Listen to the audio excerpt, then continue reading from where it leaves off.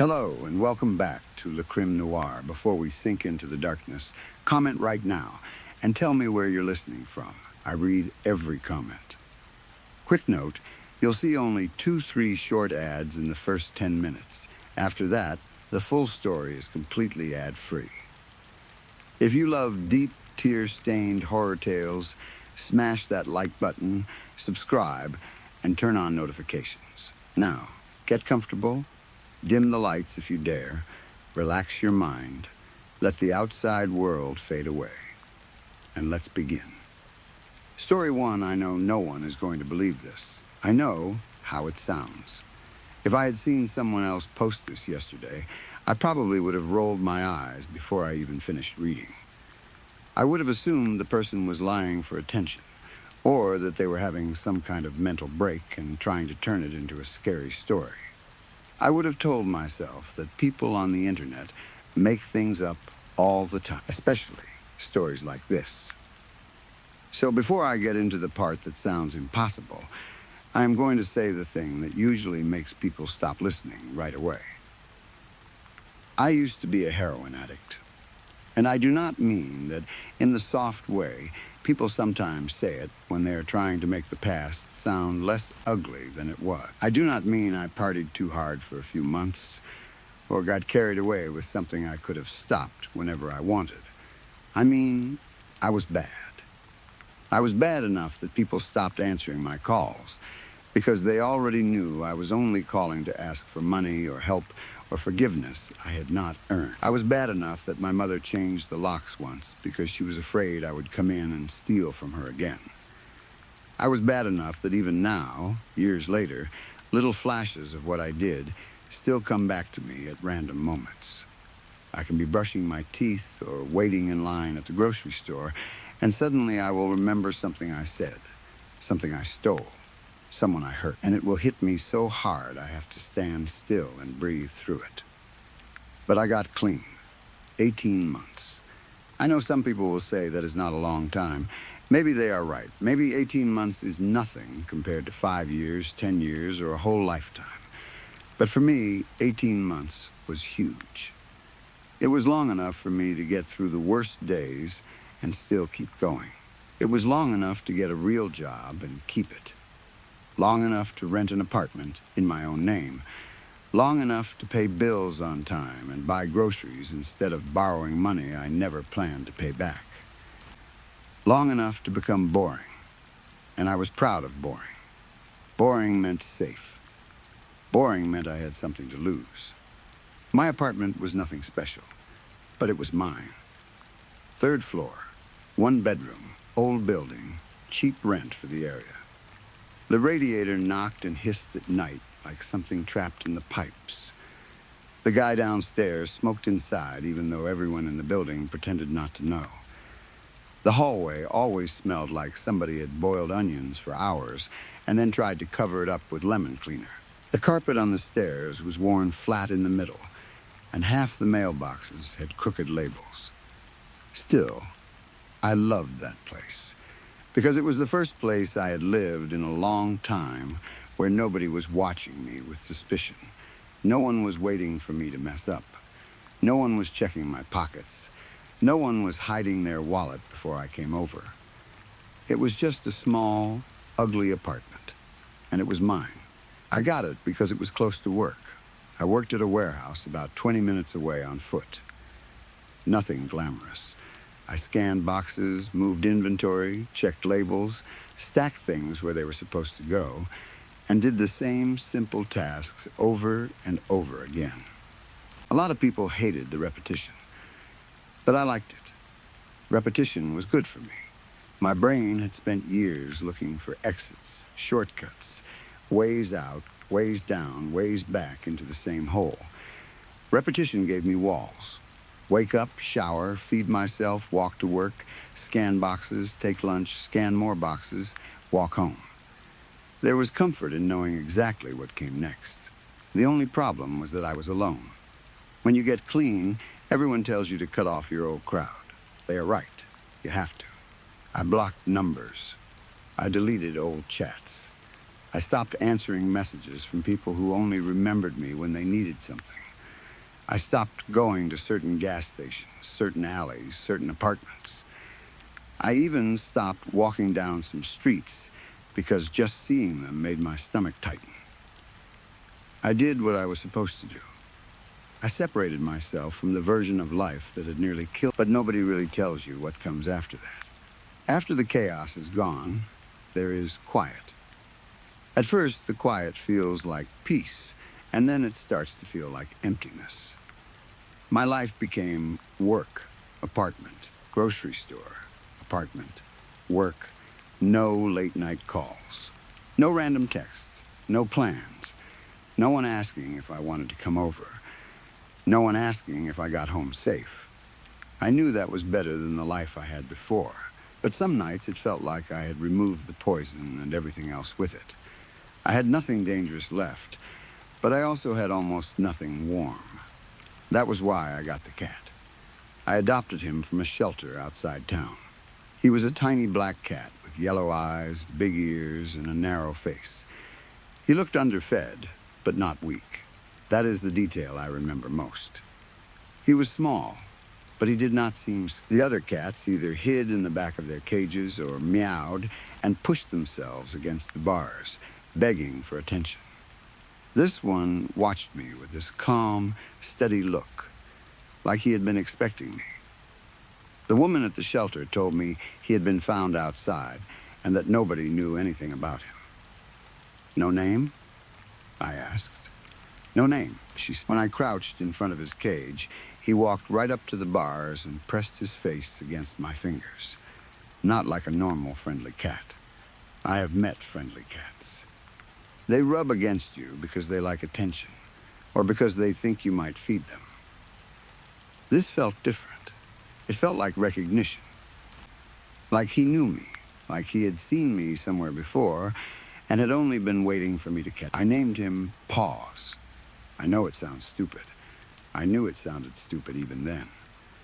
But it meant something to me. Pause is short for post-acute withdrawal syndrome.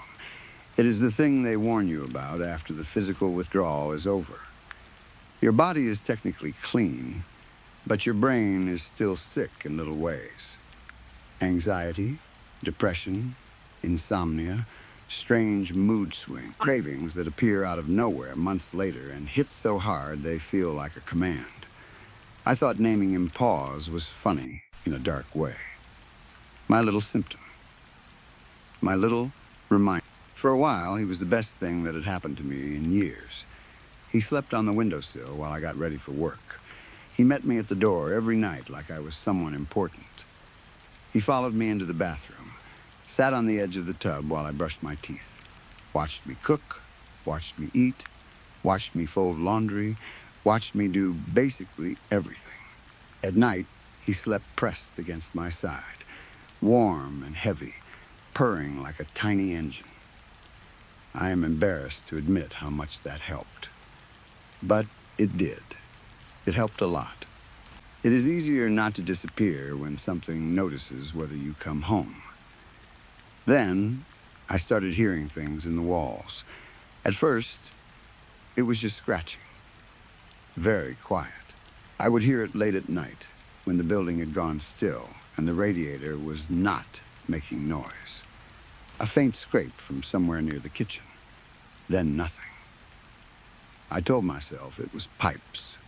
Old buildings make sounds. They settle, shift, breathe, and complain. Anyone who has lived in one knows how easy it is to feel insane at 2:30 in the morning when the whole place creaks like it has bones. Then, the scratching got louder. Sometimes it came from behind the kitchen cabinets, sometimes from the bedroom wall, right above where my head rested when I slept. It would come in little patterns. Scratch, pause, scratch, scratch, scratch. I would sit up in bed and listen. Holding my breath like that would help me hear better. Pause listened too. He would go completely still. His ears would turn toward the sound, and his body would lower close to the mattress, like he was preparing to jump at something only he could see. His yellow eyes would stay fixed on the wall, and in those moments, he did not look like a pet. He looked like something old, pretending to be one. The first rat showed up 2 days later. I almost stepped on it when I got... It was placed directly beside my work boots, like a little offering. Its body was stiff, its mouth slightly open, and one tiny foot curled in the air. Paws sat behind it, perfectly still. He looked proud, and I swear to God, he looked like he was smiling. I know cats do not smile. I know that. I know what people are going to say. I know about slow, blinking, relaxed faces, whiskers, and all the normal explanations for cat expressions. I have seen cute cat pictures. I know the face people type as 3. This was different. His mouth had this tiny curve to it. His eyes were half closed. His whiskers pushed forward. He was purring softly, like he had done something wonderful for me. I said, "Good boy," because I had no idea what else to say. Then I got a plastic bag, threw the rat in the trash outside, washed my hands maybe 15 times, and tried to be grateful. It was disgusting, sure, but at least now I knew what had been scratching. At least Paws had taken care of it. Then he brought another. Then another. After about a week, the scratching stopped completely. I told my landlord there had probably been rats in the walls, and he said he would send someone to check, which of course meant he would never think about it again. I did not care much. Paws had handled it. For a while, I actually felt safer because of him. I know that sounds pathetic, but it is true. I had adopted a tiny black cat, and somehow he had become the thing standing between me and the walls. Then he started bringing me other things. The first was a sock, blue, with little white anchors on it. I found it on the kitchen floor in the exact same spot where he used to leave the rats. Paws sat behind it, purring. I figured it must have gotten mixed into my laundry, even though I did not own socks with anchors on them because I am not a divorced boat dad. It was weird, but not scary. Then he brought a keychain. Then a woman's earring. Then a credit card. That one scared me. It was a real credit card with a real name on it. It belonged to a woman in my building. I will not write her full name, but she lived on the second floor and was known for taping angry notes in the lobby whenever someone left trash bags outside the bins. I stared at the card for a long time, then looked at Paws. He sat in the same place, smiling that little knot smile, purring like he expected praise. I made a note and taped it by the mailboxes. Found items. My cat has been bringing small objects into my apartment. If you are missing anything, knock on 3C. After I taped it up, I stood there staring at it, realizing how insane it sounded. My cat has been bringing small objects into my apartment. If I had seen that note, I would have assumed the person in 3C was either joking or unwell. But people not. The woman got her credit card back. A guy from the first floor got his keys. Someone got a child's toy. Someone else got one glove. Every person asked me the same question in some form. How is your cat getting into our apartments? I did not know. I still do not know. After that, I started checking everything. I locked my windows before leaving for work. I checked the front door. I checked the vent in the bathroom. I inspected the cabinets, the closet, the space behind the stove, the gaps near the radiator, and every corner where an animal might squeeze through. I looked for holes in the walls, loose panels, cracks, anything. There was nothing. But Paws kept bringing things. Coins, receipts, hair ties. A small photo of people I had never seen. Another sock from the same anchor pair, which made me feel worse for some reason. Every time he left the object in the kitchen. Every time he sat behind it. Smiling, purring, waiting. After a while, I stopped making notes. If I could figure out who something belonged to, I returned it quietly. If I could not, I kept it in a small box under the sink. I told myself it was just one of those strange cats. People online post about cats stealing socks, dragging home dead birds, and hoarding random objects all the time. Maybe Paws was just smarter than most cats. Maybe he found a way into the hallway and squeezed under doors. Maybe old buildings had gaps I could not see. I wanted it to be normal so badly that I forced it to become normal in my head. Then, last Tuesday, Paws brought me heroin. I got home from work around 6. I remember the time because I had stayed late to help unload a truck, and my back was killing me. I opened the apartment door, expecting Paws to run up like he always did. Instead, he was in the kitchen, sitting in his spot. There was a little plastic bag on the floor in front of him. Yellowish powder inside. I knew what it was immediately. I did not touch it. I did not need to. My body knew before my mind caught up. It was like every nerve in me turned its head at the same time. My mouth went dry. My hands started shaking. My stomach dropped so hard I grabbed the counter to steady myself. Paws just sat there. Smiling, I said no. He purred. That was the worst part. Not the bag. The purring. It sounded pleased, loving almost, like he had brought me exactly what I wanted, like he was proud of himself for understanding me so well. And this is the part people who have never been addicted do not fully understand. I did not want to use.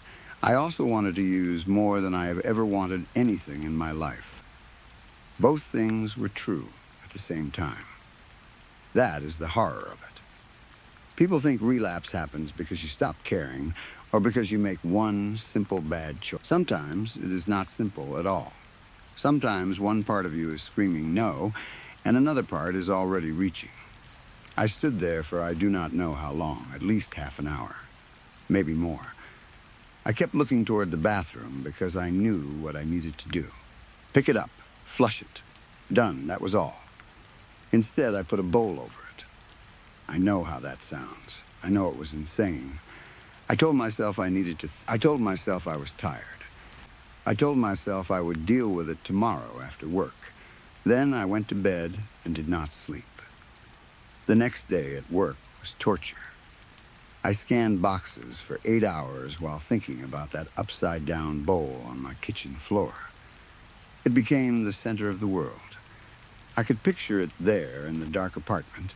Waiting, it felt like my whole home had become the back. My body moved through work, but my mind stayed in that kitchen. When I got home, Paws was sitting beside the bowl. Same place, same face. I picked up the bowl, grabbed the bag with paper towels, took it to the bathroom, dumped it into the toilet, and flushed. Then I flushed again. Then I sat on the edge of the tub and cried. I am not proud of that, but I did. Paws came into the bathroom and rubbed against my ankle. I pushed him away. The next morning, there were 2 bags on the kitchen floor. One had powder, the other had a clean spoon and a new needle. I lost it. I do not mean I simply got angry. I mean something in my head shifted sideways. I started yelling at him, at a cat, like he could understand me. Where are you getting this? He sat there. Where? He purred. I grabbed the stuff, got rid of it, and then grabbed Paws. He did not fight me. That scared me more than if he had scratched and bitten. He just hung there in my hands, calm and warm, staring up at me with those yellow eyes. I carried him downstairs and out the back door into the alley. I set him down near the trash cans. Go away, I said. He sat. Go away, he blinked. I went back inside and locked the door. Then I locked every window. I put a chair under the doorknob, even though the door opened inward, and I knew that probably did nothing. I checked every cabinet, every closet, under the bed, behind the toilet, inside the laundry basket, under the sink, and behind the fridge. No Paws, no drugs, no holes, no hidden cat tunnel. Nothing. The next 3 days were quiet. No scratching in the walls. No stolen items. No Paws waiting at the door when I came home. I started to feel guilty, then relieved. Then, guilty again. I told myself maybe he was just a cat. Maybe someone in the building was using, and he had found their stash somehow. Maybe I had thrown him out for doing what cats do, bringing things home without understanding what they were. By the fourth day, I almost went looking for him. I did not. I went to work.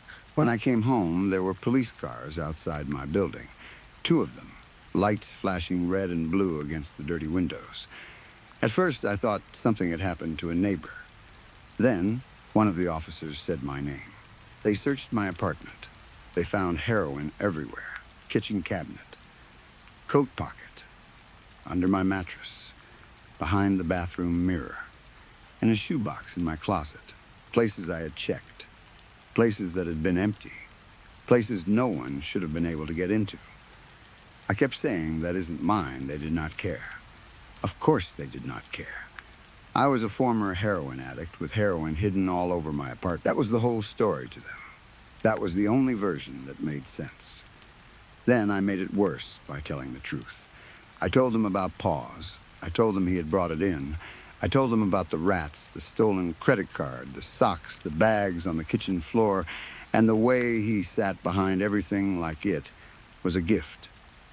One cop actually looked tired when I said it. He said, "Your cat brought you heroin?" And I heard myself say yes.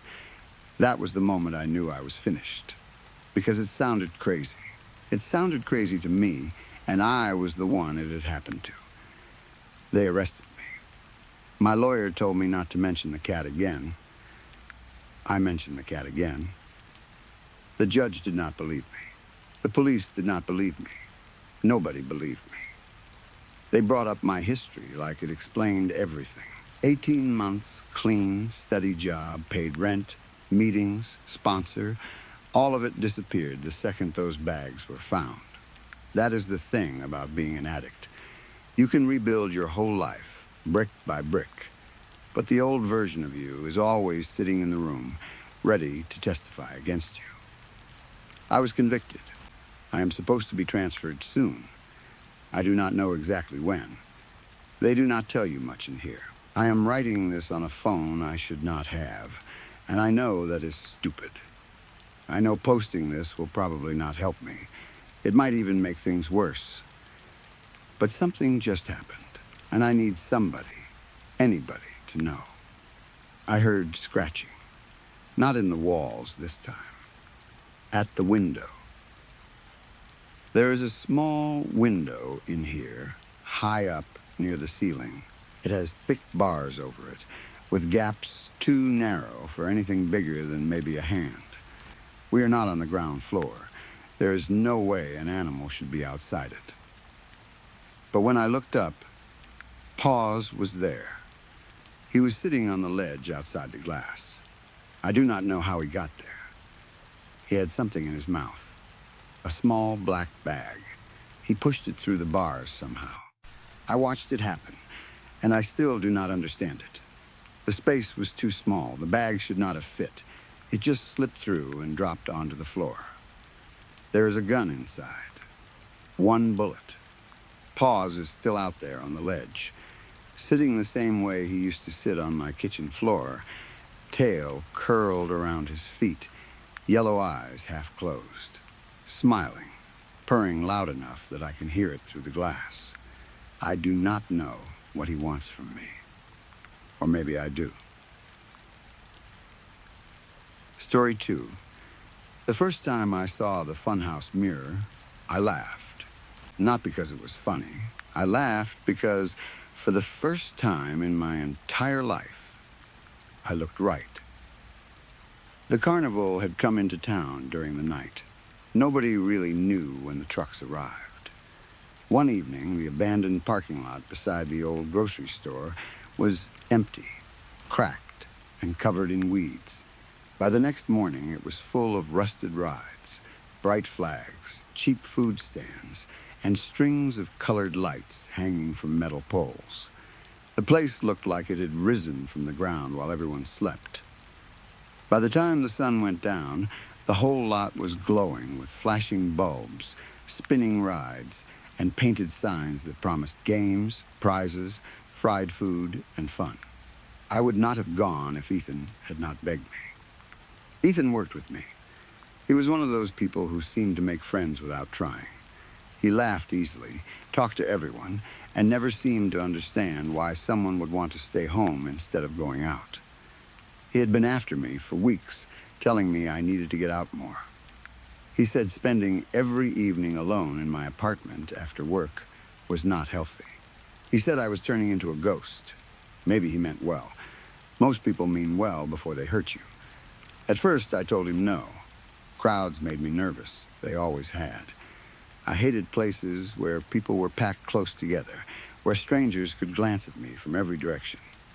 I hated feeling eyes touch my face, then quickly move away when I noticed. Adults were bad enough. Children were worse. Children never hid anything. They stared openly. They whispered loudly.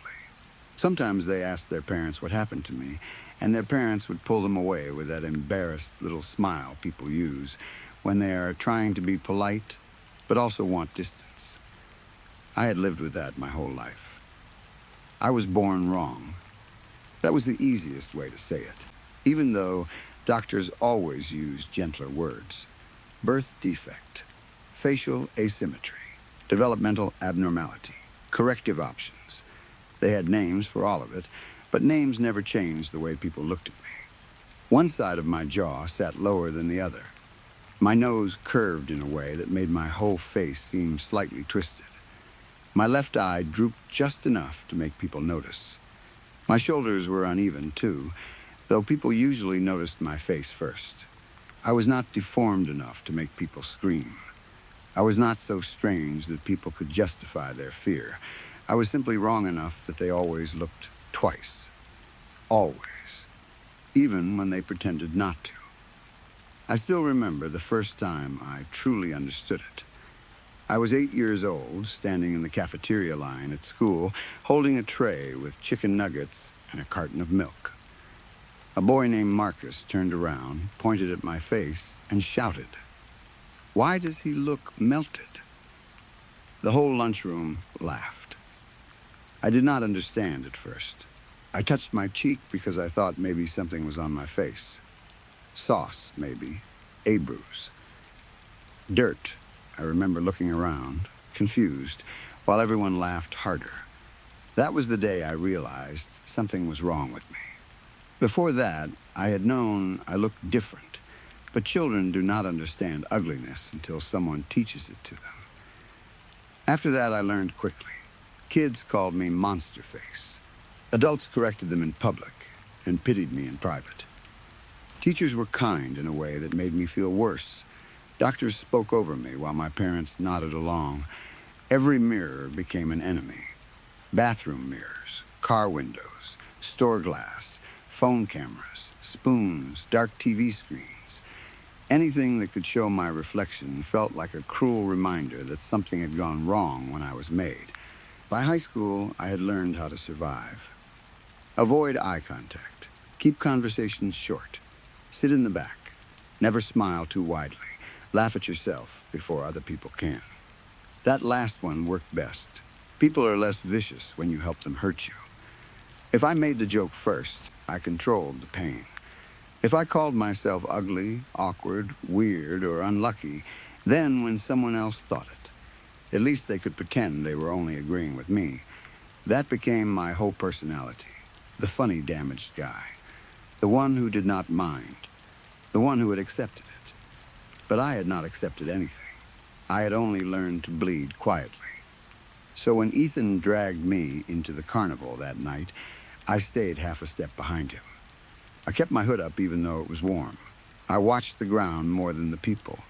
He wasted money throwing rings at glass bottles and tried to win a stuffed bear from a game that was clearly impossible. He bought greasy fries and complained that they tasted like cardboard. I smiled when I was supposed to. I laughed when he looked at me. I tried to act like I was having fun. Then I saw the funhouse. It stood near the back of the carnival, between a broken-looking spinning ride and a booth selling cotton candy. The building was painted in faded red and yellow stripes. The lights around the entrance buzzed and flickered. Above the door, bright red letters flashed on and off. Laughing mirrors. I almost walked past it. I hated mirrors. I hated normal ones. So the idea of walking into a building full of mirrors made my stomach twist. A place made only for people to laugh at distorted bodies. A place where everyone paid money to look wrong for fun. But something inside me pulled toward it. Maybe curiosity. Maybe self-hatred. Maybe both. Ethan noticed me staring and grinned. "Come on, man, you gotta see these." I shook my head. "No, I'm good. Don't be boring." I said no. He laughed like I was joking and grabbed my sleeve anyway. "It'll take 2 minutes." I should have pulled away. Instead, I let him drag me inside. The funhouse smelled like dust, wet wood, and old electricity. The floorboards creaked under our shoes. Colored lights blinked from the walls, red, green, blue, yellow, making everything look sick and unreal. Kids ran from mirror to mirror, laughing at their stretched arms, huge heads, tiny legs, and wide bodies. Their parents took pictures. Somewhere deeper inside, a speaker played carnival music that sounded slow and warped, like the tape was melting. There were tall mirrors that made people look like thin poles, wide mirrors that turned them into swollen balloons, twisted mirrors that bent bodies in half. I kept my head down and tried not to look at any of them. Ethan walked ahead, laughing at his own reflection. Then I accidentally looked up, and I froze. The mirror in front of me distorted the whole room.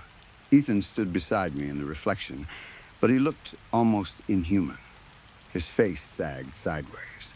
His arms were too long. His torso was bent at a strange angle.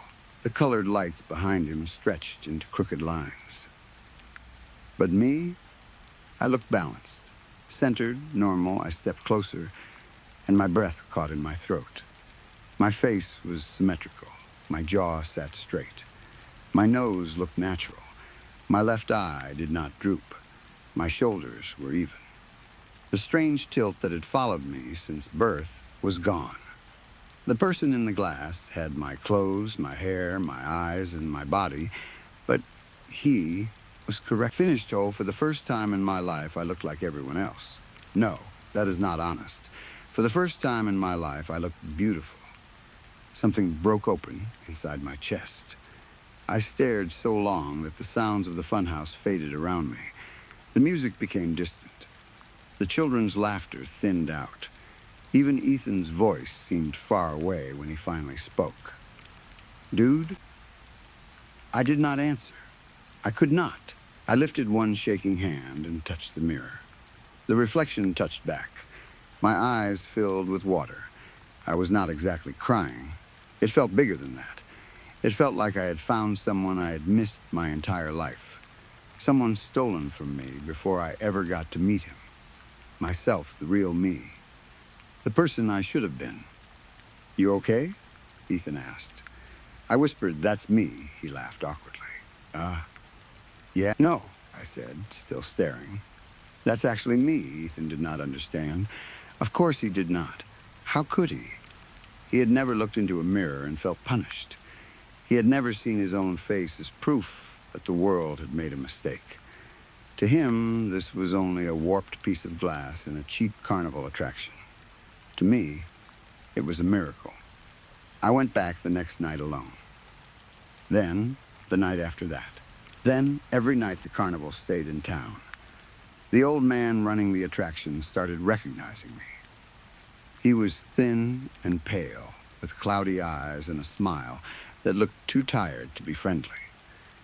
He sat on a stool beside the entrance, taking cash in one hand and waving people through with the other.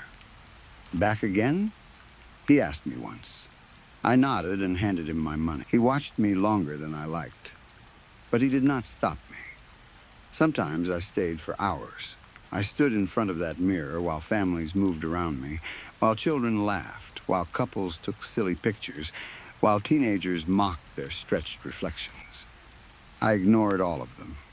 I stared only at myself. The right self. The better self. At first, I only looked. Then I started studying him.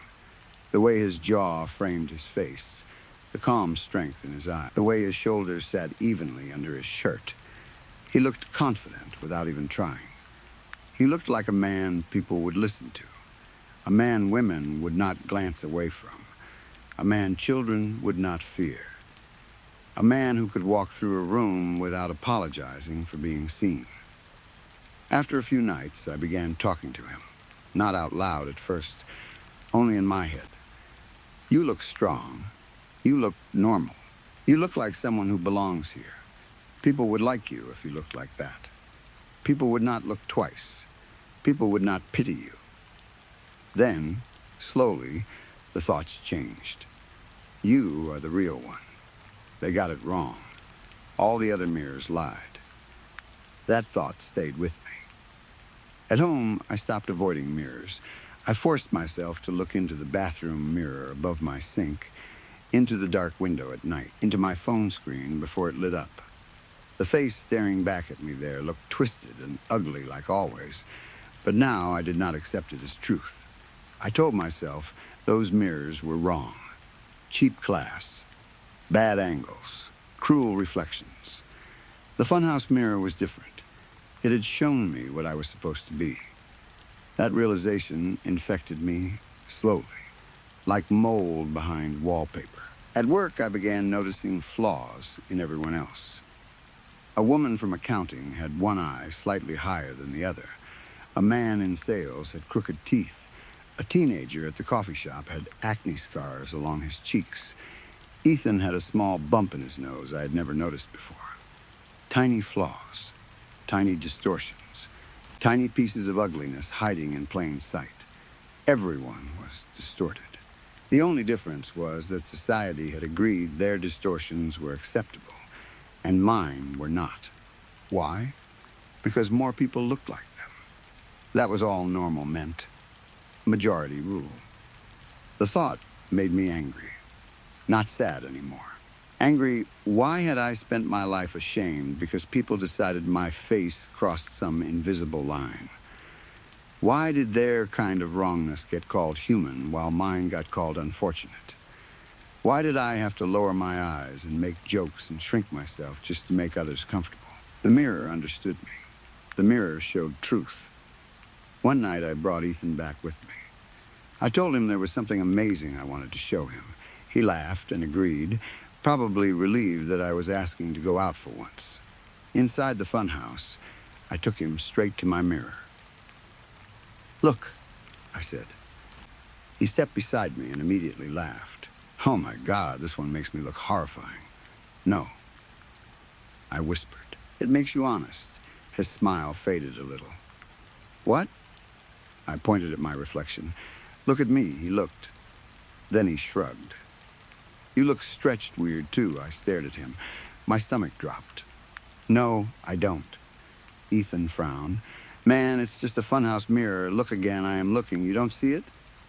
"See what?" I could not answer. That was the first moment real fear touched me, because I realized other people could not see what I saw. Ethan did not see the corrected version of me. He saw another distortion. Only I saw the truth. That should have stopped me. It should have scared me enough to walk away from that mirror and never go back. Instead, it pulled me in deeper. I started thinking maybe the mirror did not change appearances at all.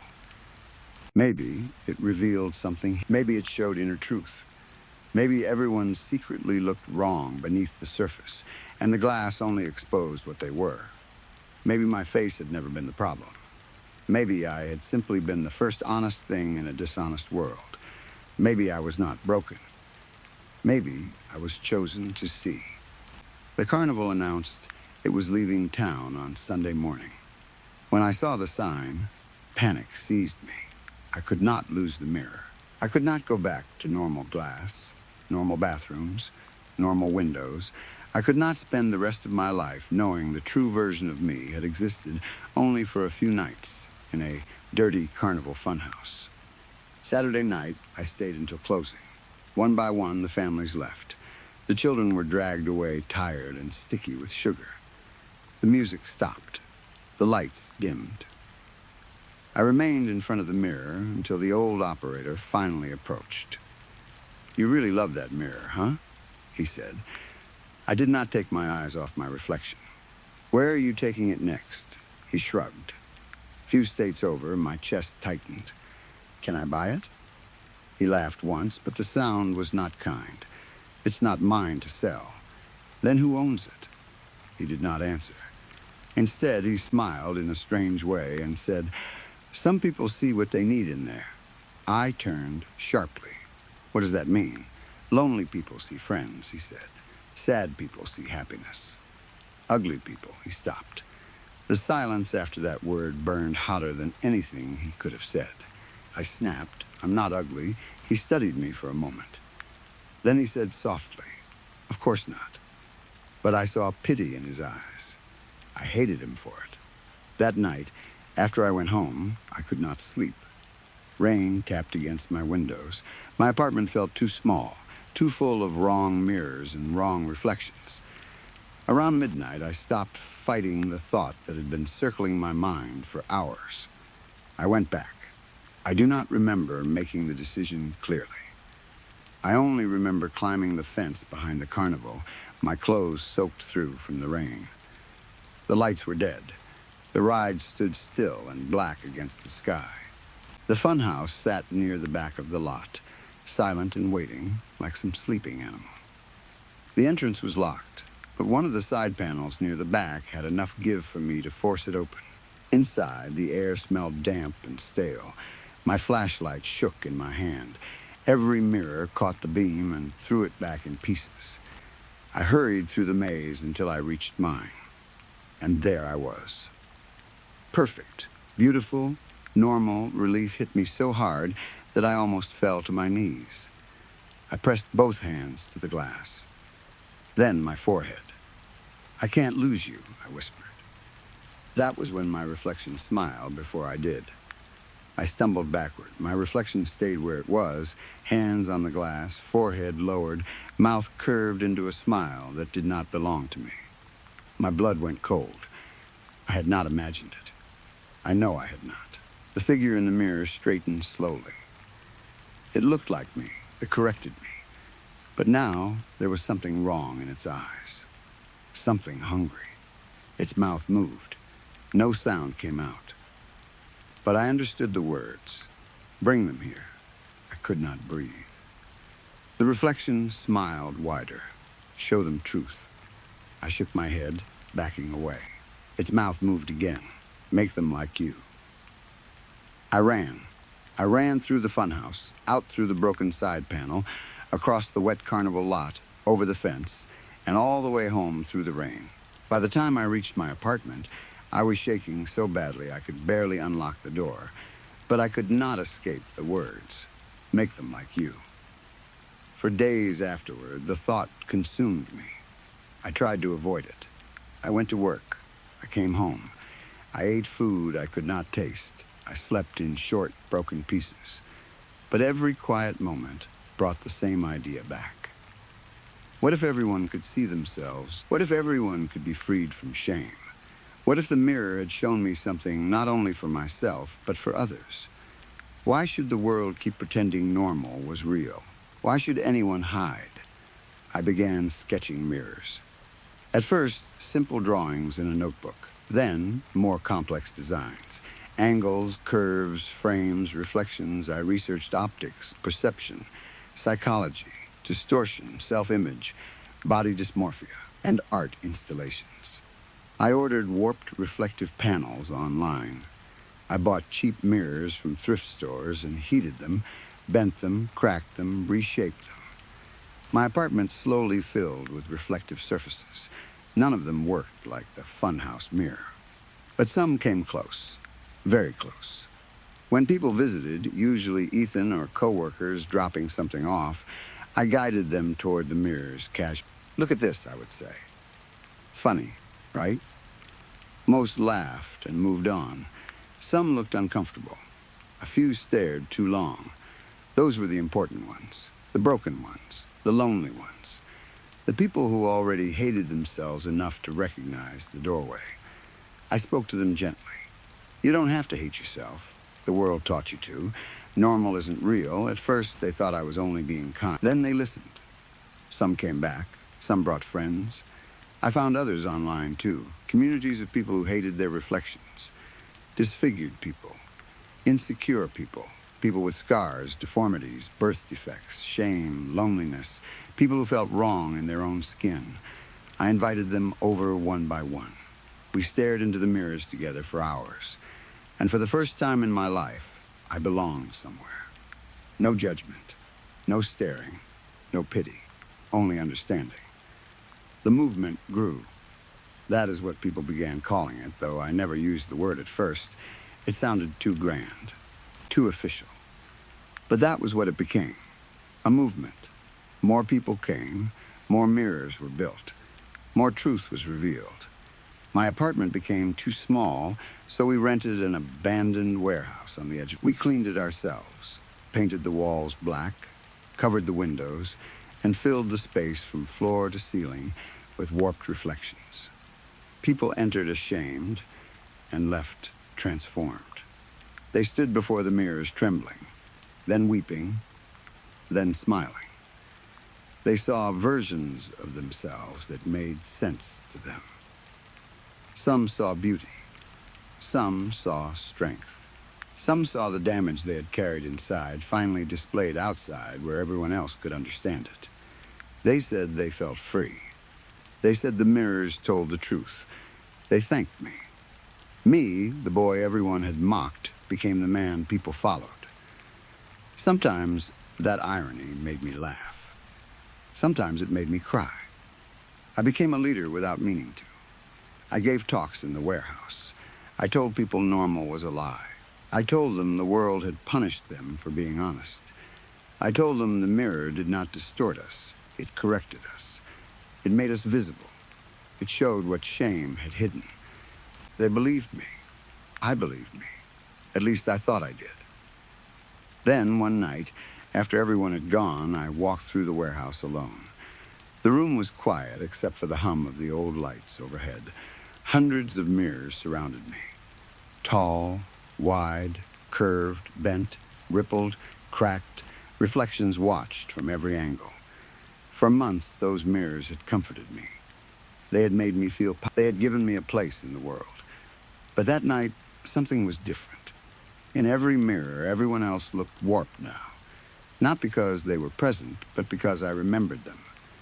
Their faces, their bodies, their changed reflections. In my mind, distortion had become normal. Bent shoulders, stretched smiles, uneven eyes, twisted limbs, strange forms. All of it had become our truth, our standard. Then I looked at myself, and I looked normal, not funhouse normal, actually normal. Plain, average, ordinary. The face staring back at me was the same one I had spent my whole life hating. Same uneven jaw, same curved nose, same drooping eye, same unbalanced shoulders. But now, surrounded by the world I had built, it no longer looked tragic. It no longer looked special. It looked my stomach dropped. No. I rushed to another mirror. Same thing. Another, same, another, same. In every reflection, I was ordinary now. Empty, unremarkable. All the people I had gathered, all the people I had freed, had become something new, something stranger, something more powerful, and I had become nothing among them. The realization hollowed me out. All my life, I thought I wanted acceptance. But that was not true, not completely. Acceptance only mattered because I was different. My pain had become my identity. My suffering had made me special. I had hated being stared at, but I had also built my whole self around the fact that people saw me as different.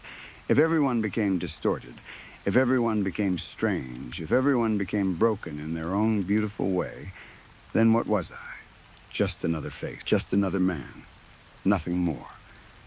My reflection smiled before I did. I froze. It was the same smile I had seen that night in the carnival. Slow, hungry, patient, and finally I understood. The mirror had never wanted to make me happy. It had never wanted to heal me. It wanted company. That was all misery ever wants. Company, I grabbed a chair and smashed the nearest mirror. Glass exploded across the floor. The crash echoed through the warehouse like a gunshot. I smashed another, then another. Shards flew everywhere, cutting my hands and face. I kept swinging until I was surrounded by broken glass. But every shard still reflected me. Hundreds of tiny pieces. Hundreds of small, perfect, ordinary faces. All of them staring back. All of them. And for the first time in my life, that terrified me more than looking broken ever had. Story 3. I'm an engineering student, and for the last year I've been working the late shift at an arcade to help pay rent and keep myself from drowning completely in student loans. It is not a glamorous job, but it is usually easy enough. Most nights, I sweep up fallen tickets, wipe fingerprints off game screens, check that nobody spilled soda inside a racing cabinet, and shut everything down after the last customers leave. The pay is not great, but the hours work with my classes, and the place is quiet enough after closing that I can sometimes get a little studying done before I head home. The arcade sits at the end of a small strip mall outside town. During the day, it is loud and bright, full of kids running around with plastic cups full of tokens, parents looking exhausted, teenagers hanging near the fighting games, and birthday parties screaming over cheap pizza. But after midnight, it becomes a completely different place. Once the music shuts off and the prize counter lights go dark, all those colorful machines start to feel like props left behind on an empty stage. The cartoon faces on the cabinets look too still. The dark screens reflect movement that is not really there. The air smells like old carpet, warm electronics, popcorn oil, and cleaning spray. It is not scary exactly, but it has always felt strange after closing. I usually liked that quiet. After a full day of lectures, assignments, and lab work, it was nice to be somewhere nobody asked me questions.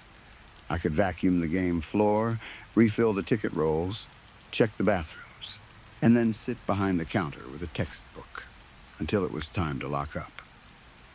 I was studying mechanical engineering, so I was used to late nights and tired eyes. Some nights I would be working equations in my notebook while the claw machines blinked softly in the background, their prizes hanging in the dark like trapped little animals. It was weird, but it was my weird routine. That night started like any other late shift. It was around 1 in the morning. The manager had left about 20 minutes earlier after counting the till and reminding me to check the back exit before I locked the front doors. The last customers had been a group of college kids who stayed until closing, laughing too loudly at the basketball machines and leaving behind empty soda cups near the air hockey table. Once they were gone, the place fell into that heavy, after-hours silence. I turned off most of the overhead lights, leaving only the emergency track lighting and a few security lights near the doors. Those lights gave the arcade a dull, bluish glow, like everything was underwater. I started my usual closing routine from the front and worked my way toward the back. I shut down the racing cabinets first, then the rhythm games, then the basketball machines. The screens clicked off one by one. The music stopped. The coins and token sounds disappeared. Each machine went dark, and the whole place became more still. By the time I dragged the vacuum toward the back of the room near the skee-ball machines, I was already thinking about the homework waiting in my backpack. I had a structures assignment due the next afternoon, and I had planned to spend at least an hour on it before driving home. I remember thinking about the bridge problem I had not finished yet. Something about load distribution and stress points. Normal student stuff. Boring stuff. Safe stuff.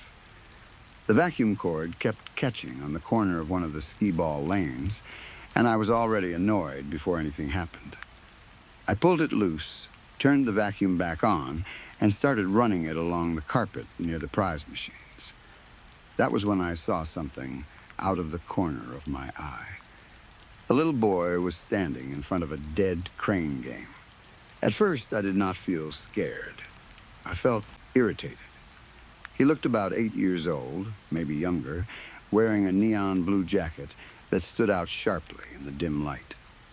He was facing the crane game with his back partly turned to me, standing perfectly still.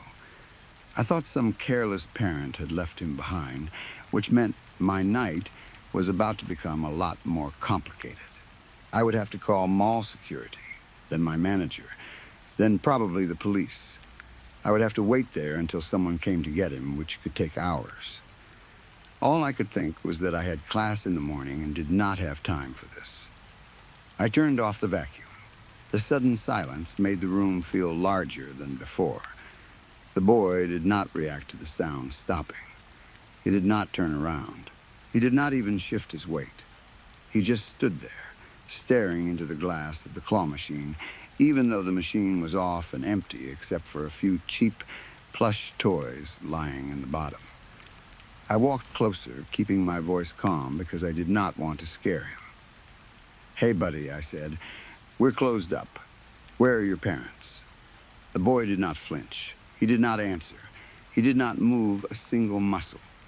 Then I heard something that made my skin tighten across my body. "Hey, buddy, we're closed up. Where are your parents?" It was my voice, not a child trying to copy me, not someone doing a bad impression. It was my exact voice, played back perfectly. Same tone, same tired softness, same little breath between closed up and where. It sounded like someone had recorded me and replayed it from the boy's body. I froze. For a second, I tried to convince myself it had come from somewhere else. Maybe one of the games had a recording feature. Maybe the intercom had glitched. Maybe one of the college kids had hidden in the arcade and was messing with me. But the sound had come from the boy. I knew it. I could feel that it had come from him, even though his back was still turned. My heart started beating faster. I pulled my flashlight from my belt and shined it toward him. The beam hit the bright blue jacket first, making it glow almost painfully in the dim room. The jacket looked clean, almost too clean for a kid who had supposedly been hiding in an arcade after closing. His hood was down. His hair looked dark and short from behind, but somehow flat, like it had been painted on. "Is someone back there with you?" I asked. My voice shook that time. I hated that he could probably hear it. "Is someone back there with you?"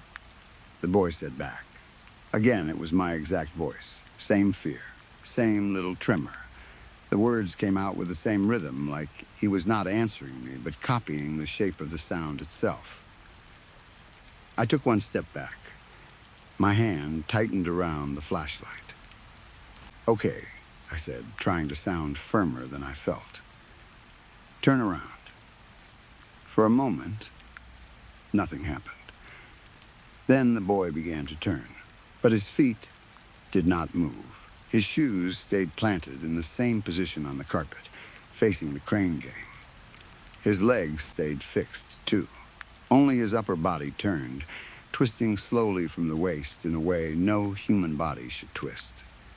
His shoulders rotated first, then his neck followed, then his head came around last. It was smooth and slow, like a toy being turned by an invisible hand. I heard no cracks at first, no sound of bones breaking. That made it worse.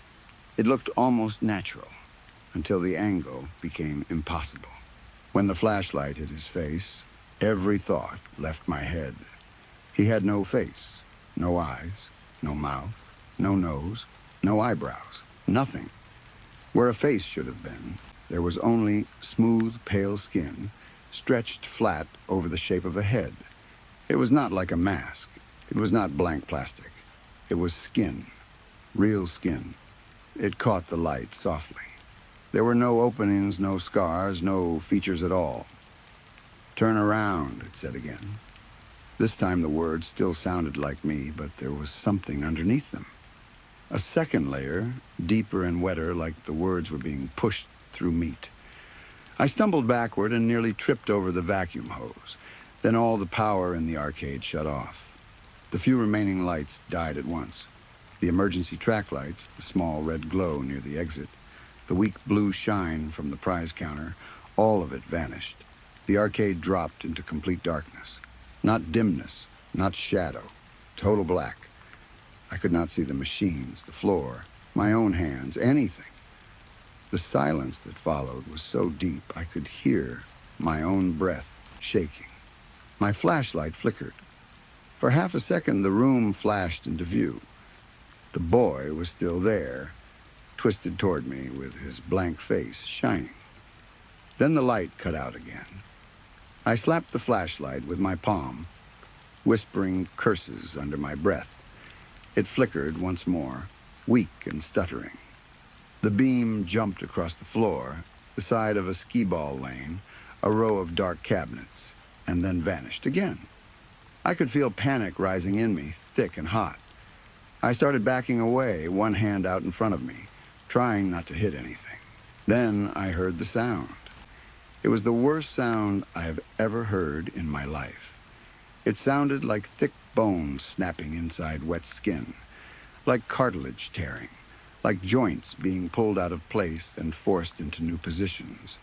It came from the direction of the crane game, but in the darkness, distance became impossible to judge. I heard a heavy, meaty thud as something hit the floor. I did not want to know what it was. I hit the flashlight again. It flickered back to life for just a second. That second was enough. The thing that had looked like a little boy was now on all fours. Its arms and legs had bent the wrong way, stretched out too long beneath the blue jacket. The jacket had ridden up around its shoulders, and the body underneath looked thin and pale, with joints pushing against the skin in sharp knots. Its blank face was tilted toward me. Even without eyes, I knew it was looking at me. Then the flashlight went out again. I heard it move. It scrambled over the plastic machines with terrible speed. Its limbs clicked against the cabinets. Clack, clack, clack, like nails or hard bones striking plastic. It moved too fast to be a child, too fast to be any animal I knew.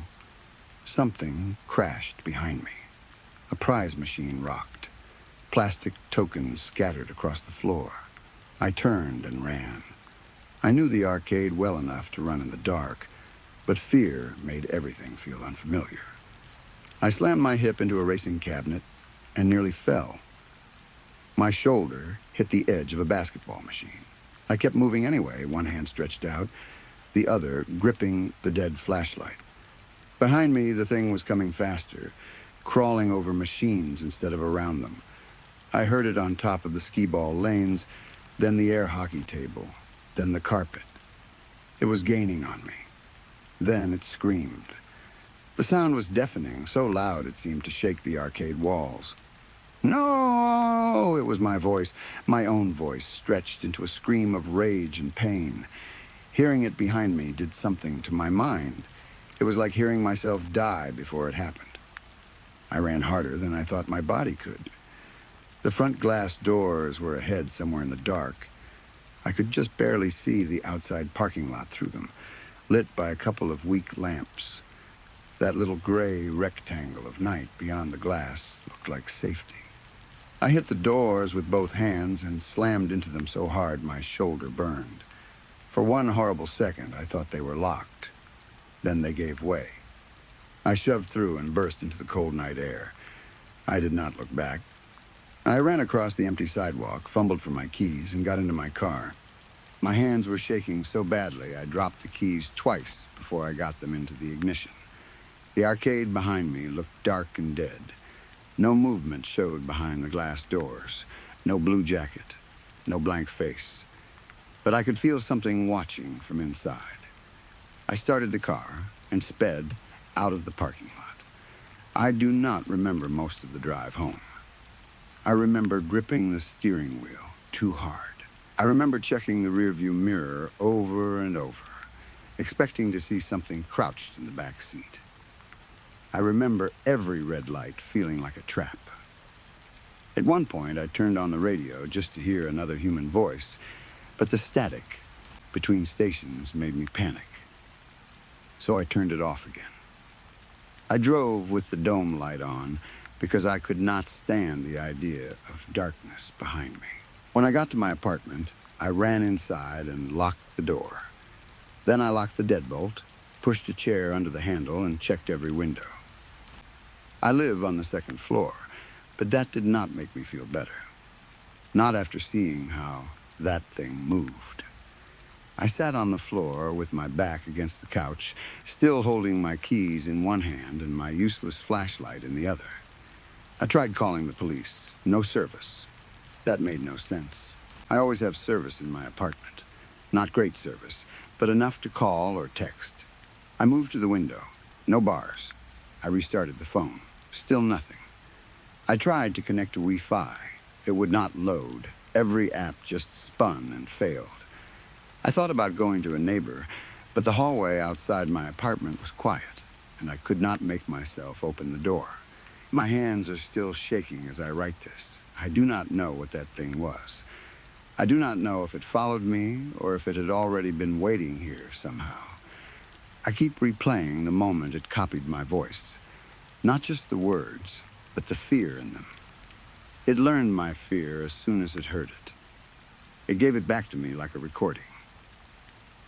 A few minutes ago, I heard something outside my apartment door. At first, it was just a soft sound in the hallway. Then I realized it was humming. The tune is simple, slow, almost like a child humming to itself. But it is not a child's voice. It is mine. It is my voice on the other side of the door, humming softly in the dark hallway. And now it has stopped humming. Now it is whispering. "Hey, buddy," it says in my voice. "We're closed up. I do not know what to do. Please help me." Story 4. Put this on. You have to look your best for church. That was the first thing my mother said to me that morning. She was standing in my bedroom doorway with a dark suit hanging from one hand and a white shirt folded over her arm. I was still half asleep, sitting on the edge of my bed in my old t-shirt and pajama pants, trying to understand why she had come in before my alarm. Sunday mornings were always early in our house, but not that early. Usually she would call my name from the kitchen, tell me breakfast was ready, and remind me not to wear sneakers with holes in them. This time, she had come in herself, already dressed, hair fixed, lipstick on, and that tight little smile on her face that meant she had already made up her mind about something. I looked at the suit and frowned. "For church?" I asked. "For church," she said. "Don't argue. We're going to be late." That was a lie. We were never late. My mother was the kind of woman who arrived everywhere too early and then complained about everyone else being slow. But I knew better than to point that out. I took the clothes from her and waited for her to leave the room, but she just stood there, watching me like she wanted to make sure I actually put them on. Our church had always had a fairly strict dress code. Not an official one, at least not written on paper, but everyone knew what was expected. Slacks, sweaters, button-up shirts, loafers, polished shoes, clean hair, the usual Sunday best. I never liked dressing up, but it was not the end of the world. Church was boring, sure, but it was predictable.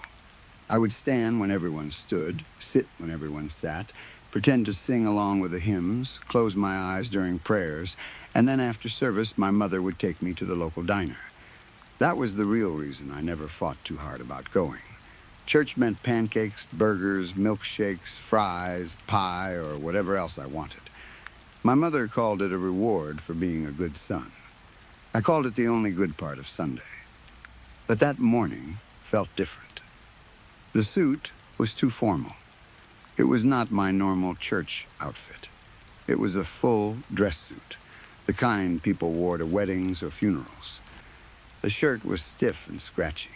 The tie was tight around my neck, and the shoes pinched my toes when I walked. My mother came back in before I was even finished and started fussing over me. She pulled the jacket straight, tightened the tie, brushed lint off my shoulders, and then combed my hair with too much gel. She parted it neatly to the side in a way that made me look like an old photograph of someone's grandfather as a child. "Mom," I complained, trying to move away when she reached for my hair again. "Hold still." She licked her palm, or maybe just wet it with spit, and smoothed down a few stubborn hairs near my forehead. I pulled a face, but she ignored it.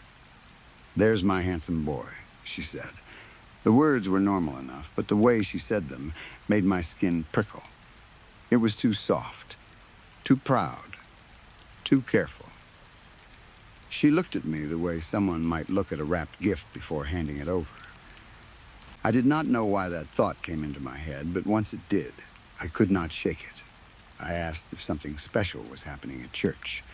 She smiled without answering. "Just be good today," she said. "No questions, no attitude.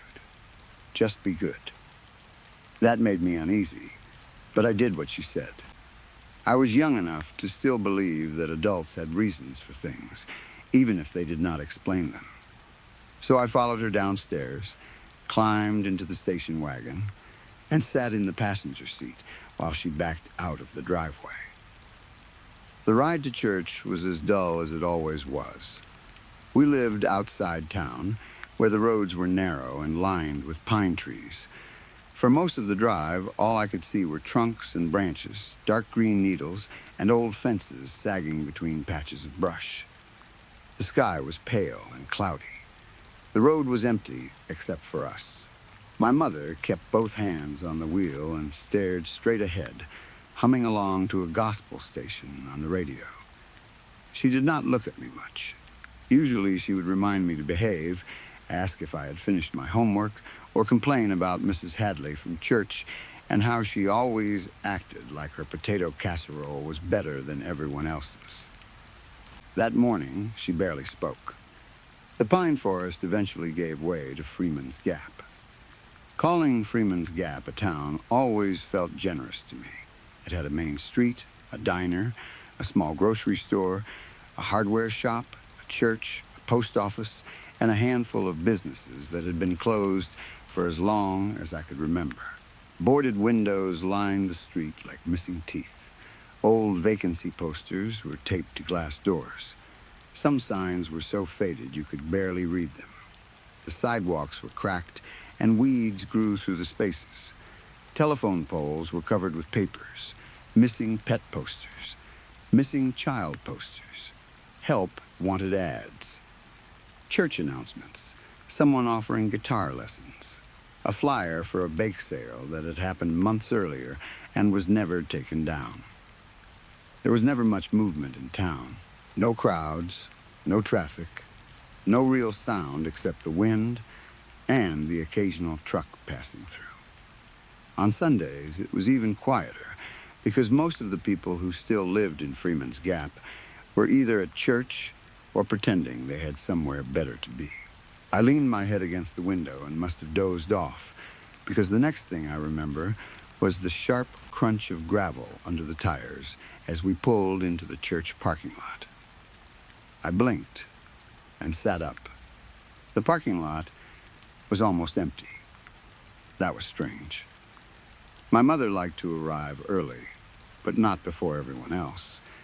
Usually there were at least a few cars already parked outside, mostly older people who liked to stand near the entrance and talk before service. That morning there were only 2 vehicles besides ours. Pastor Stephen's truck and a white van I did not recognize. "For some reason, we're really early," I said. My mother turned off the car and looked at me. For a moment, I thought she was going to say something serious. Her lips parted slightly, and her fingers tightened on the steering wheel. Then she smiled. "Good," she said. "Pastor Stephen wanted to see us before service. That was the first time anyone had mentioned that." "Why?" She got out of the car without answering. I followed her across the gravel, trying not to trip in my stiff shoes. The church sat at the edge of town, a small white building with a tall steeple and a bell that had not worked in years.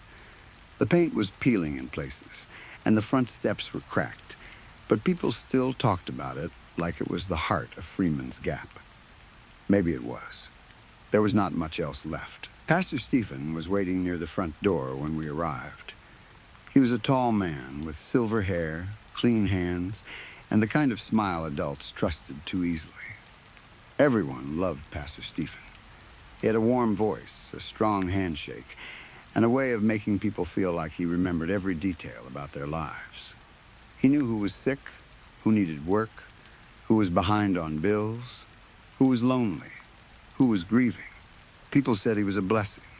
My mother said he was the only reason the church had stayed open after so many families moved away. "Good morning," he said as we reached the door. "There you are." He hugged my mother first, then placed a hand on my shoulder. "Well, look at you," he said, looking me up and down. "Don't you look sharp?" I forced a smile. "Thank you, sir." My mother beamed beside me. Pastor Stephen kept staring at me for a moment too long. His hand stayed on my shoulder, heavy and warm. "That is a fine young man right there," he said. The pride of the town. I did not know what to say. I had never been called that before. I was not popular. I was not athletic. I was not even especially well behaved. I was just a kid who got dragged to church every Sunday. Hearing him say it felt wrong, like he was reading from a script written for someone else. My mother squeezed my arm. "Say thank you," I said. Pastor Stephen smiled wider. "Can I get a picture of you, son, for the Facebook page? You might be the handsomest young man I've ever seen." I looked at my mother, hoping she would say no, or at least ask why. Instead, she leaned down close to my ear and whispered, "I'll get you whatever you want at the diner. Just play along." Her voice was soft, but there was something desperate underneath it. That should have scared me more than it did. At the time, I only thought about the diner. I thought about a double cheeseburger, fries, chocolate milkshake, maybe pie too. So I nodded. Pastor Stephen led us inside. The church smelled like old wood, dust, lemon cleaner, and something faintly damp. The lights were on, but the sanctuary was empty. Rows of pews sat in silence, hymnals tucked neatly in their holders. The stained glass windows turned the weak morning light into dull patches of color on the floor. Without people in it, the room looked less holy and more abandoned. We did not go into the sanctuary. Pastor Stephen took us down the side hallway toward his office. On the wall outside was a painted mural of Jesus standing with children around him. I had seen it 100 times, but that morning it looked brighter, freshly cleaned maybe. Pastor Stephen had me stand in front of it. "Smile," he said, holding up his phone. I smiled because my mother was watching. He took one picture, then another. He stepped closer, adjusted my tie, and took a third. "Perfect," he said. "Just perfect." I started to move away, but he held up one finger. "Actually, I have a little surprise for you," he said. "But we can't tell the other kids." He winked at my mother. She smiled back. I remember that clearly. I remember the exact way her smile looked. It was nervous and tight, but it was still a smile. She knew something. Maybe not everything, but something. I think about that smile more than anything else. Pastor Stephen opened his office door and gestured for us to go inside. His office was small, with a desk, 2 chairs, bookshelves, and framed certificates on the wall. There was a photo of him shaking hands with the mayor, another of the church choir from years ago, and a wooden cross above his desk. I had been in that office once before when my mother made me apologize for laughing during a sermon. It looked mostly the same, except for the second door. It was on the far wall, behind a tall bookshelf that had been moved slightly aside. I had never seen it before. It was narrow and painted the same color as the wall, which made it easy to miss if you did not know it was there. A heavy deadbolt had been fitted near the top. The metal looked new compared to everything else in the office. I stopped walking. What's that? Pastor Stephen chuckled. Storage, he said. Nothing exciting. My mother did not look at the door. She looked at the floor. Pastor Stephen stepped past me and unlocked the deadbolt. The sound was loud in the little office. Click, then he opened the door. Behind it was a stairway leading down. The air that came from below was cold and smelled like dirt. Right this way, son, Pastor Stephen said. I looked down the stairs. There was a small light somewhere below, weak and yellow, barely enough to show the wooden steps. I did not want to go down there. Everything in me suddenly said no. It was not like normal fear.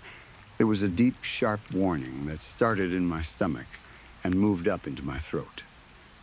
I looked at my mother. She was standing by the desk, hands folded tightly in front of her. "Mom?"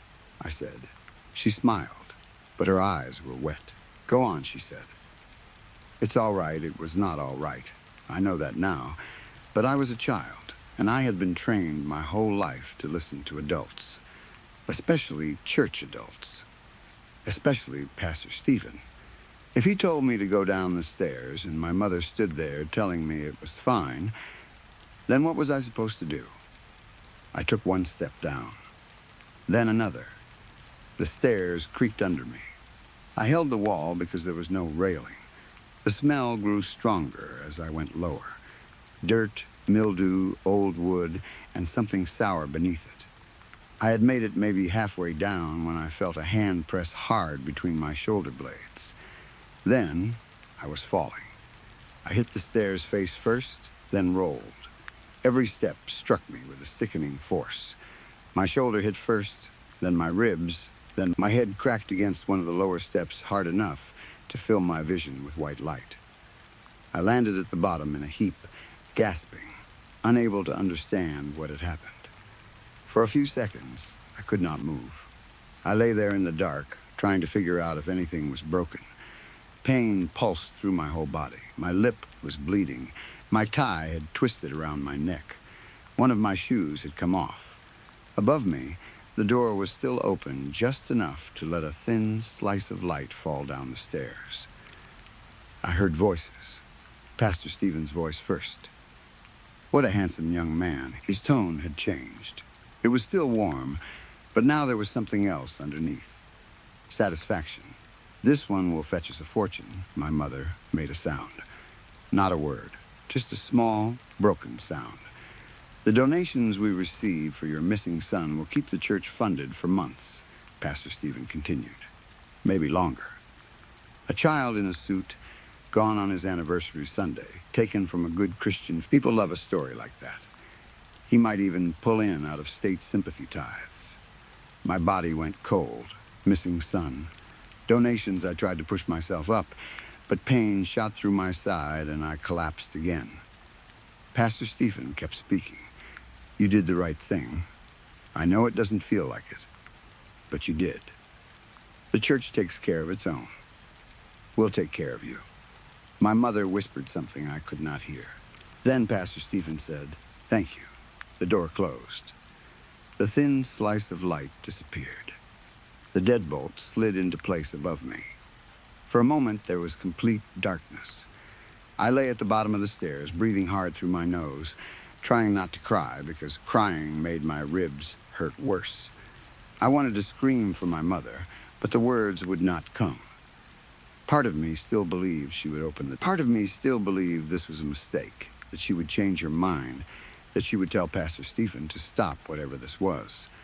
But above me, through the ceiling, or maybe through old vents in the walls, I began to hear music. The first hymn of the morning. People had arrived for service. I could hear the organ playing faint. I could hear voices rising together, muffled but clear enough to recognize the tune. The congregation sang like it was any other Sunday, like nothing had happened, like I was not lying under the church in the dark with blood in my mouth. I crawled toward the stairs. Each movement sent pain through my body, but fear kept me going. I reached the steps and pulled myself up one at a time. Halfway up, I stopped because I heard Pastor Stephen speaking through a microphone somewhere above. His voice filled the church, gentle and sad. Brothers and sisters, he said, I need to ask for your prayers this morning. The singing faded.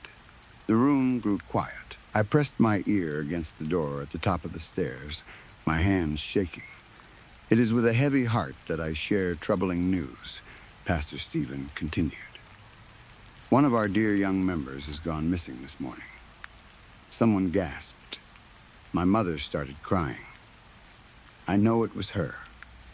I knew the sound of her cry, even muffled through wood and walls. It was loud and broken and convincing. Pastor Stephen let the silence sit for a moment. We are doing everything we can, he said. The family is devastated. The police will be contacted, of course, but right now, this family needs support. They need prayer, they need love, and as a church, we must stand with them. I started pounding on the door. At first, I hit it with my fists, then with my shoulder. The pain was terrible, but I did not care. I'm here. I tried to scream. I'm down here. My voice came out hoarse and weak. The wood swallowed it. Above me, people were crying and praying. Nobody heard me. Pastor Stephen's voice grew softer. There will be a special collection today to help the family during this unimaginable time. Any amount, no matter how small, will be a blessing. I stopped hitting the door. A strange numbness spread through me.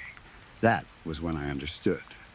Not fully, maybe, but enough. This had been planned. The suit, the picture, the early arrival, the empty church, my mother's strange smile, the Facebook page, the missing announcement. They had dressed me up to make the story better. They had taken my picture so people would share it. A clean-cut boy in his Sunday best, missing with a grieving mother and a holy man asking for donations. I sank down onto the top step and listened as my own disappearance was announced to the world. People prayed for me. People cried for me. People gave money because of me. And I was still there, beneath their feet. After the service, I heard footsteps moving around above, chairs scraping, voices murmuring. My mother sobbing while women comforted her. Pastor Stephen speaking in a low, steady voice, telling everyone to stay hopeful, telling them God would guide them, telling them tragedy could bring a community together. Hours passed. Or maybe it only felt like hours. Eventually, the church grew quiet. I stayed near the top of the stairs until my body could not take it anymore. Then I crawled back down into the basement and felt around in the dark. The room was larger than I expected. The floor was dirt in some places and cracked concrete in others. There were shelves along one wall, boxes stacked in corners, and something that felt like a cot with a thin blanket on it. That scared me more than the dark. A cot meant I was not the first. My hand brushed against something on the wall. Paper, lots of it. I reached up and felt torn edges, tape, old curling corners. I pulled one down and brought it close to my face, though there was barely enough light from a tiny vent near the ceiling to see. It was a missing child poster. Not mine. A girl with braids smiled up from the paper.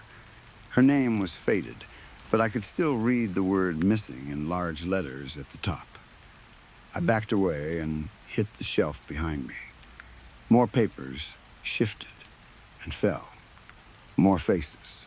Boys, girls, teenagers, some from Freeman's Gap, some from nearby towns, some from places I had never heard of. All missing, all smiling in old photographs, all trapped down here in paper form, hidden beneath the church that had prayed for them. That was when I heard something move in the dark, not above me, down there with me. A soft scrape, then a breath. I froze. Hello? I whispered. For a moment, there was nothing. Then a voice answered from the far corner. You knew it was a child's voice, dry and weak. I could not see who it belonged to. How many are down here? I asked. The voice did not answer right away. Then it said, not as many as before. I started to cry then. Quietly, because I was afraid Pastor Stephen might still be close enough to hear. Quietly, because I was afraid of the dark corner and the child in it. Quietly, because somewhere above me, my mother was probably sitting in our station wagon, accepting hugs and sympathy and promises of casseroles, while everyone told her they were praying for my safe return. I do not know how long I have been down here now. Long enough for my mouth to go dry. Long enough for my bruises long enough for my nice church clothes to become dirty and torn. Long enough to hear Pastor Stephen come back once and slide something through a small opening near the bottom of the door. A bottle of water. A piece of bread. He did not speak to me. He did not need to. Above me, the church is quiet now. But my picture is probably online. My mother's grief is probably being shared by strangers. People are probably writing comments under Pastor Stephen's post, saying how handsome I am, how terrible the world is, how no child is safe anymore. They are probably sending donations. Maybe people from other states are already calling. Maybe local news is preparing to come here and stand outside the church with cameras. And I am still beneath, listening, waiting, trying not to think about the missing child posters on the walls, trying not to think about the voice in the dark, trying not to think about how my mother told me I had to look my best for church. Because now I understand. She was not dressing me for service. She was dressing me for the story. Story 5. I have worked at the stockyard for 6 months now, and I still get that small rush every time I bring someone their food and watch them take that first bite. It never gets old, even though it should. Their shoulders drop first, like they have been carrying something heavy for years, and the burger has just lifted it off them. Then, their face goes loose. Their eyes soften, sometimes rolling back a little, and they make this sound they clearly did not mean to make. A sigh, a moan, a little broken breath that slips out before they can stop it. It is never just hunger. It is never just a good meal. It is like the burger finds some empty place inside them and fills it with exactly what they have been missing. The stockyard has a warm feel that pulls people in before they even understand why they have stopped. The walls are exposed brick, dark red and uneven, with old vinyl records and faded band posters nailed into them.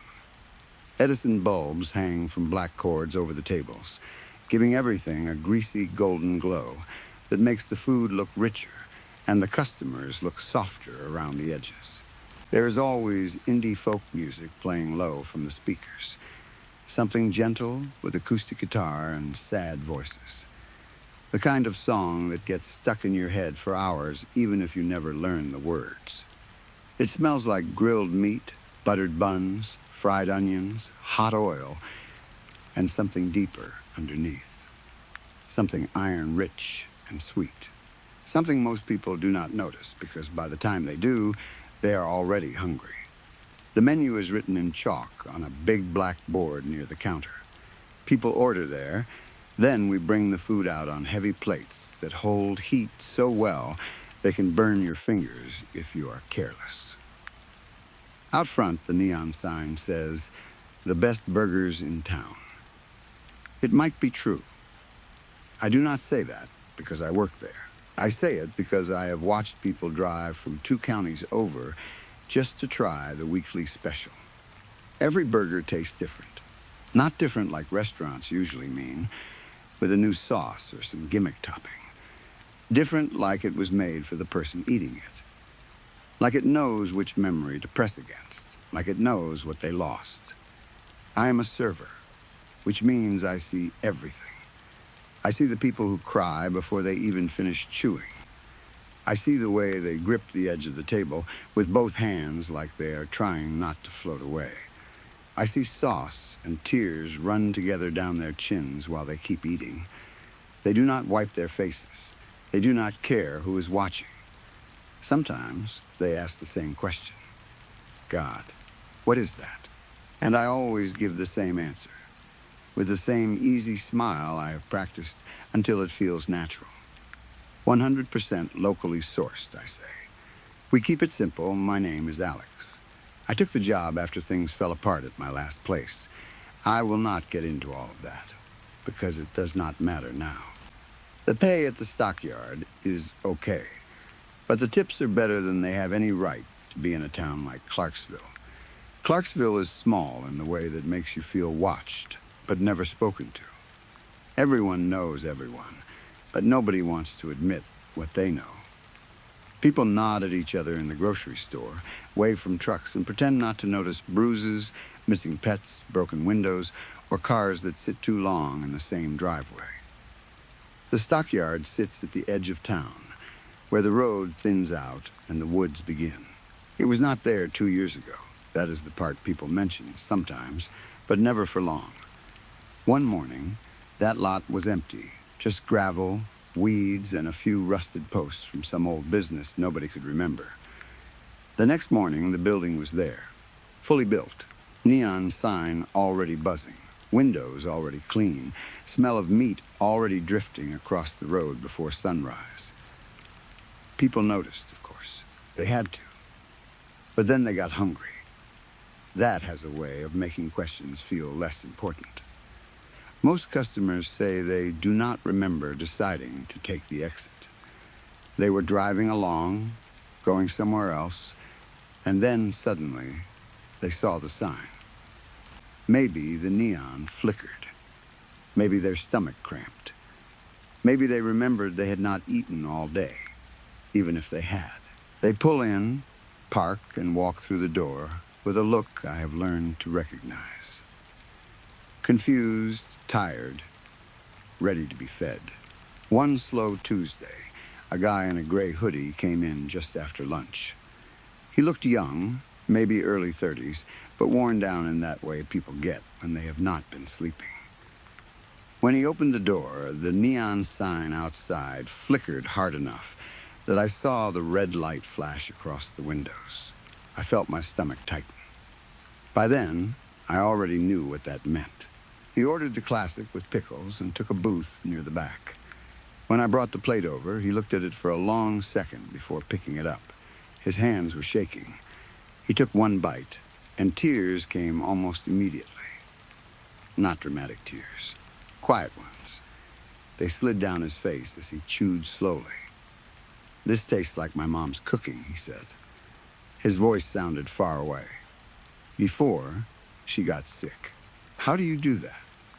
I refilled his water and said, "Glad you're enjoying it." He finished the whole thing, every bite. Then he went to the bathroom and never came out. His car stayed in the lot for 3 days before it was gone. I never asked who moved it. You learn not to ask certain things at the stockyard. You learn the rules quickly if you want to keep working there. If the neon flickers when someone walks in, watch them. They will not be leaving. If you hear crying from the walk-in freezer, do not open the door, no matter what the voice says. It does not matter if it sounds like a child. It does not matter if it knows your name. It does not matter if it begs in a voice that makes your heart hurt. You keep the door closed. One night I heard a man inside the freezer talking about his daughter's birthday. He described the chili she loved, the one with cocoa powder in it, and he kept saying he just wanted to make it for her one more time. He talked for nights. Then the crying stopped. After that, there were 3 knocks. Slow, clear, heavy. I closed the restaurant early and left. The next morning, the board had a new special written in fresh chalk. Emma's Secret Chili Burger. That is another rule. If the knocking starts, you shut everything down and get out. Some of the regulars understand more than they let on. Mrs. Hargrove comes every Thursday for the smoky maple. She is old, with sharp eyes and hands that look like dry branches. She always sits in the same booth and eats slowly, but she never cries like the others. Last week, she nodded toward table 7.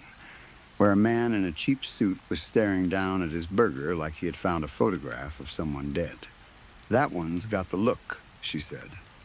"What look?" I asked. She smiled without showing her teeth.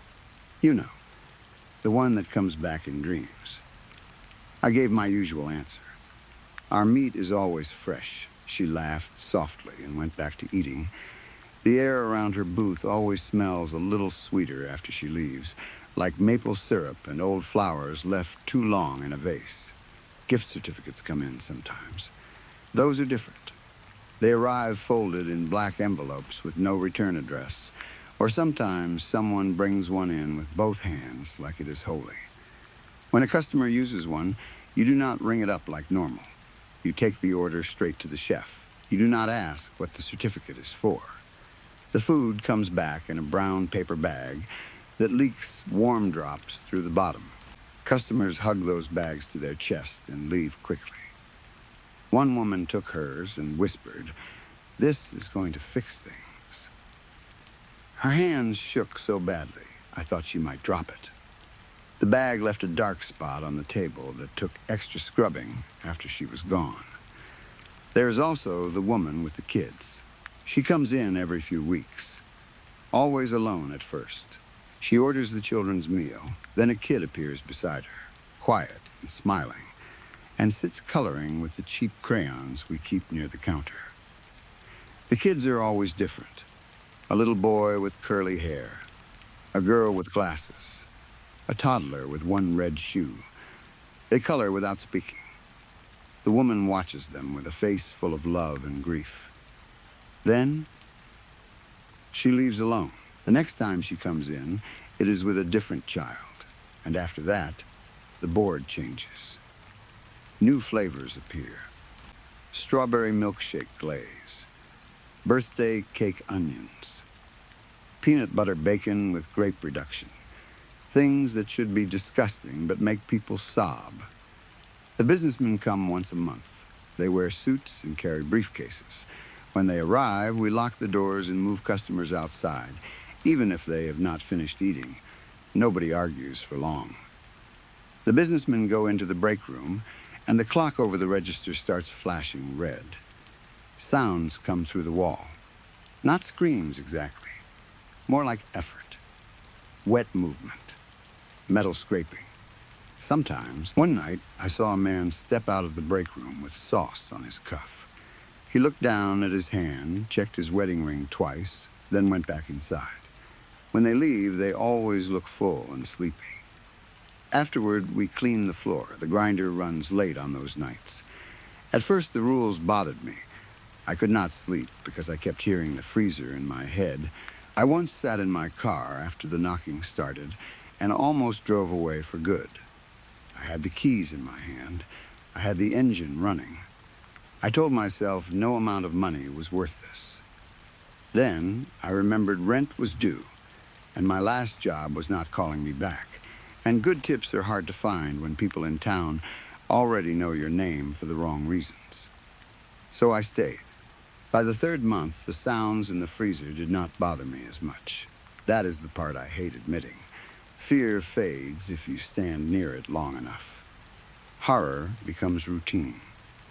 Sometimes when the voices called out, I answered them in my head. Not out loud. Never out loud.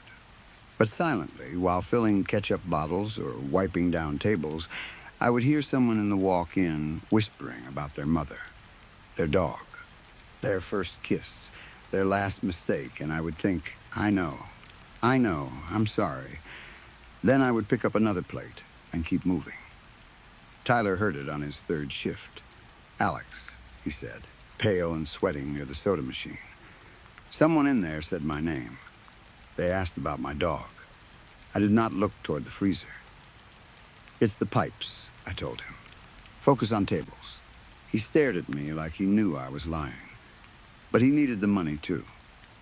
That was enough. 2 weeks later, he stopped talking about it. After a month, he took a gift certificate to the back himself, without being asked. After that, he smiled more. The stockyard does that to people. It teaches you how to accept things. It feeds you until the wrong parts of you feel quiet. I started eating staff meals on slow nights. At first, I only took fries or a bun, but one evening the chef placed a plate in front of me without saying a word. Scraps from the grinder, pressed into a small patty, cooked dark around the edges. I told myself I would only take one bite. The first bite made me cry. It tasted like everything I missed.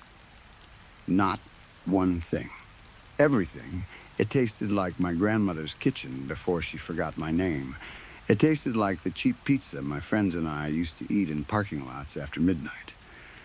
It tasted like someone I loved laughing in another room. It tasted like being forgiven before I even said sorry. After that, my dreams got clearer. I saw faces I had served. They looked peaceful. They stood in warm light, smiling with full mouths, and I woke up hungry. The night Tyler tried to leave was the turning point.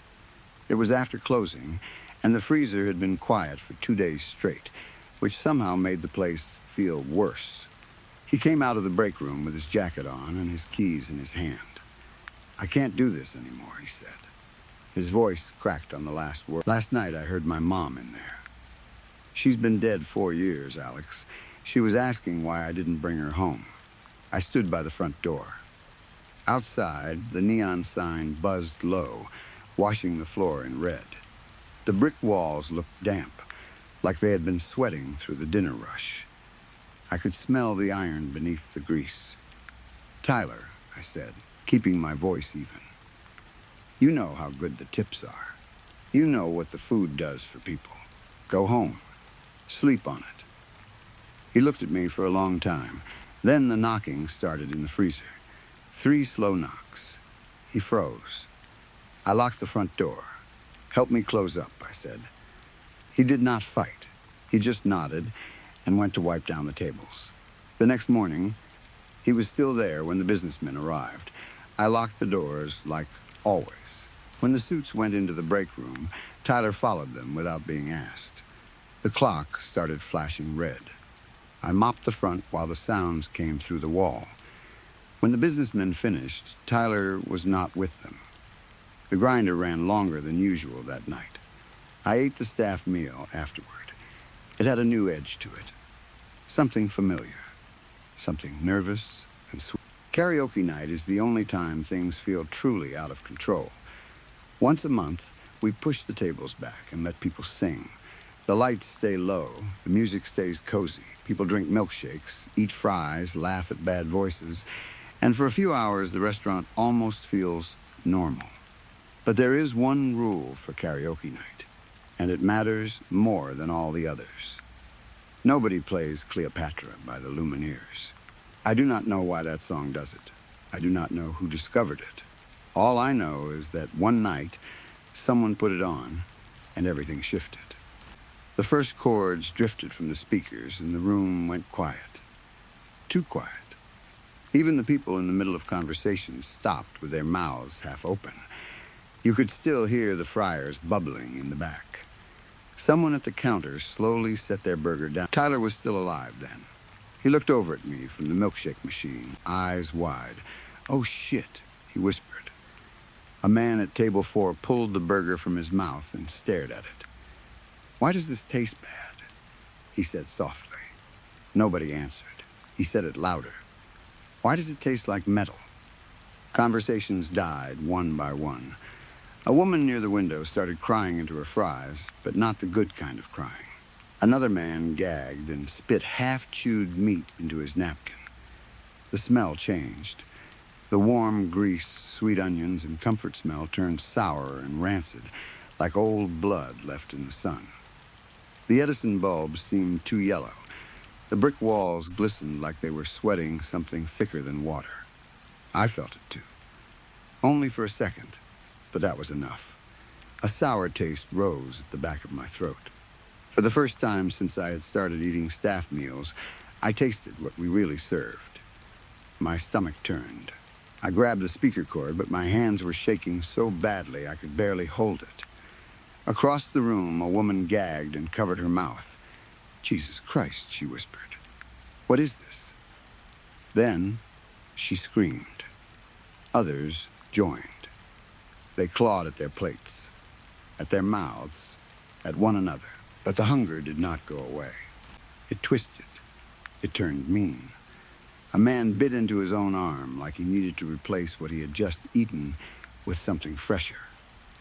A woman shoved her hand into her mouth and sobbed around her own fingers. The cozy little restaurant became something ugly under those yellow lights. The posters on the walls seemed to watch. The records looked like black mouths. I dragged Tyler toward the back before it got worse. The walls felt hot. The grinder turned on by itself in the kitchen, roaring to life though no one had touched it. We locked the side door and waited until the song stopped, until the screaming changed to moaning, until the moaning became silence. When we came back out, the place smelled like a butcher shop left open overnight. Nobody talked about it the next. We just cleaned. The customers who had been there never mentioned it either. Some came back the next week. Some even ordered the same thing. That is when I understood that the stockyard does not just feed people. It teaches them what they are willing to forget. I have the rhythm now. I watch the door. I notice new faces. I recommend the special when the sign flickers. I know which customers need extra napkins before they ask. I know which ones will cry, which ones will laugh, which ones will make it to the bathroom, and which ones will not. I know when the freezer is only pretending to be quiet. I know which sounds in the kitchen are normal and which mean I should go outside for a cigarette even though I do not smoke. The stockyard is not just a job anymore. I know that sounds terrible, but it feels like home. Maybe that is what happens to everyone who stays too long. Maybe the walls get into you. Maybe the staff meals change what you can live with. Or maybe I was always the kind of person who could adapt to anything as long as the tips were good and someone told me I was doing a good job. Last night, a girl around my age came in. She had a nose ring, AirPods in both ears, and a tired look like she had been driving for hours. When she opened the door, the neon sign flickered. Not a small flicker, a hard, buzzing pulse that washed the whole front window red. She looked up at it, confused, then stepped inside. She ordered the classic. No changes, no questions. Halfway through the burger, she started crying. It knows me, she said, staring down at the plate, like it's been waiting. I topped off her drink and smiled. Glad you're enjoying it, she nodded and kept eating. She never came back from the bathroom. After close, I ground the scraps myself. The grinder sounded almost happy. The staff meal afterward tasted right. It tasted like long drives, cheap headphones, loneliness, and the quiet relief of finally being expected somewhere. So if you were ever driving near I-87 and you see the Clarksville exit, keep your eyes on the road. If you see the flickering sign through the trees, do not slow down. If your stomach suddenly growls, even though you just ate, ignore it. If the smell of grilled meat drifts through your vents and reminds you of someone you lost, roll the windows down and keep driving. Or don't. Come in, grab a booth, try the special. We promise a unique taste unlike any other. 100% locally sourced. Always fresh. I will probably be working. Story 6. I was having breakfast with my son, Mike, when I tried to cheer him up with something silly. Mike is 11, in 5th grade, and lately he'd been quiet in the mornings. The kind of quiet that makes you feel like there's a small storm inside your child that you can't see. So I grabbed the newspaper and pointed at the horoscope section like it actually mattered. Look, I told him, trying to sound playful. It says Taurus is going to have a bad week. He glanced up at me, still half asleep, spoon hovering over his cereal. And Sagittarius, I added quickly, tapping the page, is going to have a great week. That's you. So basically, Your week will be awesome, and mine will be terrible. Lucky you. He smiled a little. Not a big smile, but he stood up, grabbed his backpack, and suddenly he had a bit more energy as he headed out to catch the bus. I watched him go and felt that small relief parents feel when you manage to pull your kid a few inches away from whatever mood they're stuck in. Later that afternoon, he told me something that made me laugh at first. "Mom," he said, trying to act casual and failing, "I think I like a girl in my class."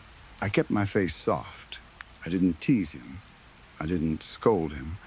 I just smiled like it was normal. Because it is normal. It's sweet. It's the kind of thing that should stay innocent. "What's her name?" I asked. He hesitated, then said, "Dizzy." I blinked. "Dizzy?" He nodded seriously, like he was proud of it. I didn't want to make him feel embarrassed, so I just said, "That's a unique name." Inside, though, I wondered what kind of parent names their child Dizzy. It sounded like a nickname that should disappear by middle school, but I didn't say any of that out loud. I just told him, gently, that if he liked her, he should try talking to her, like a friend first. The next day, he went to school excited in a way I hadn't seen in a while. When he got home, he dumped his bag by the door and launched into a full report. He'd talked to Dizzy. They'd shared lunch. She'd laughed at something he said.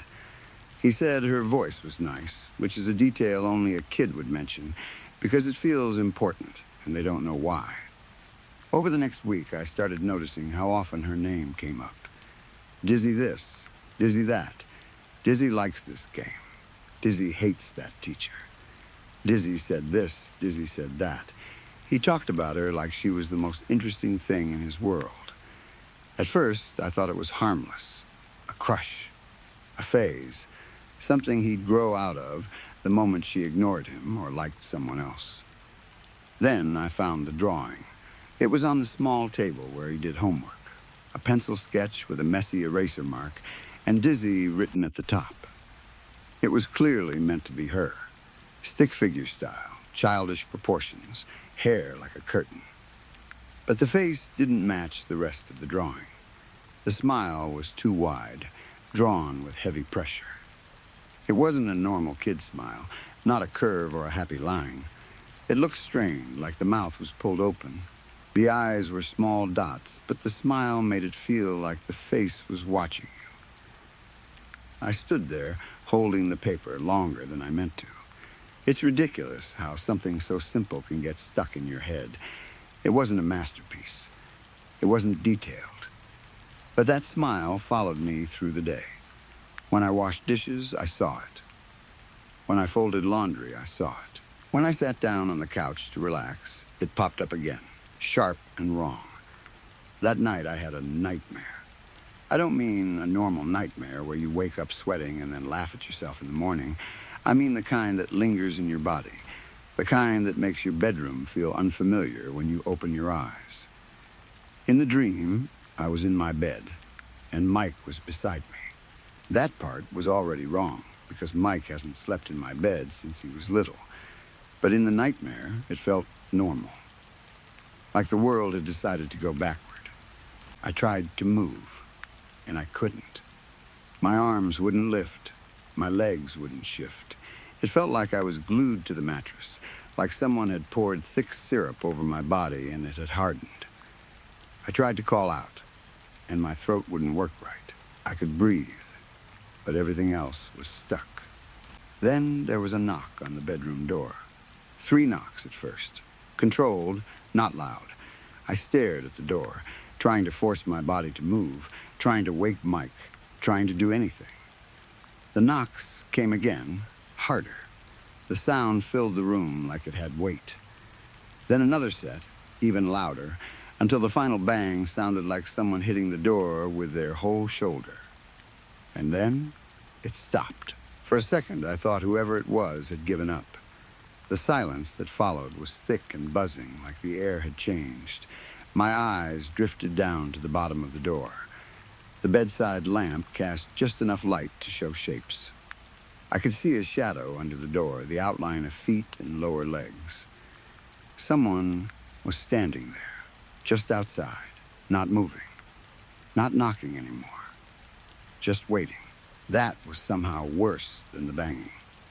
The idea that something was there, close, patient, listening, it didn't need to break in quickly. It had time. The fear built in my chest until it hurt. I tried harder to move. My body stayed locked. It felt like my skin was peeling slowly off my back, like my own fear was trying to crawl out of me. After what felt like forever, I looked back at the shadow. It was gone. That should have been relief, but it wasn't. The disappearance didn't make me feel safe. It made me feel like the thing had moved somewhere I couldn't see. My eyes started searching the room without me wanting them to, scanning corners, scanning the ceiling, scanning the foot of the bed. That's when the closet door opened. Not violently, not with a slam. It just eased open like someone had turned the knob carefully, like someone inside didn't want to make noise. Mike, who had been sleeping quietly in the dream, sat up suddenly. The movement shocked me so badly I screamed. I grabbed him without thinking, pulling him tight against me, but he didn't react like a sleepy kid. His body was stiff. His face was blank. He raised his right arm slowly and pointed at the closet. I didn't want to follow his finger. I didn't want to look. I held him tighter, staring at his face instead, trying to force my eyes away from the closet like that would make it stop existing. Seconds stretched. Mike leaned close to my ear and whispered, so softly it felt like breath. "Mom," he said, "it's standing right beside you." A cold wave ran through my whole body.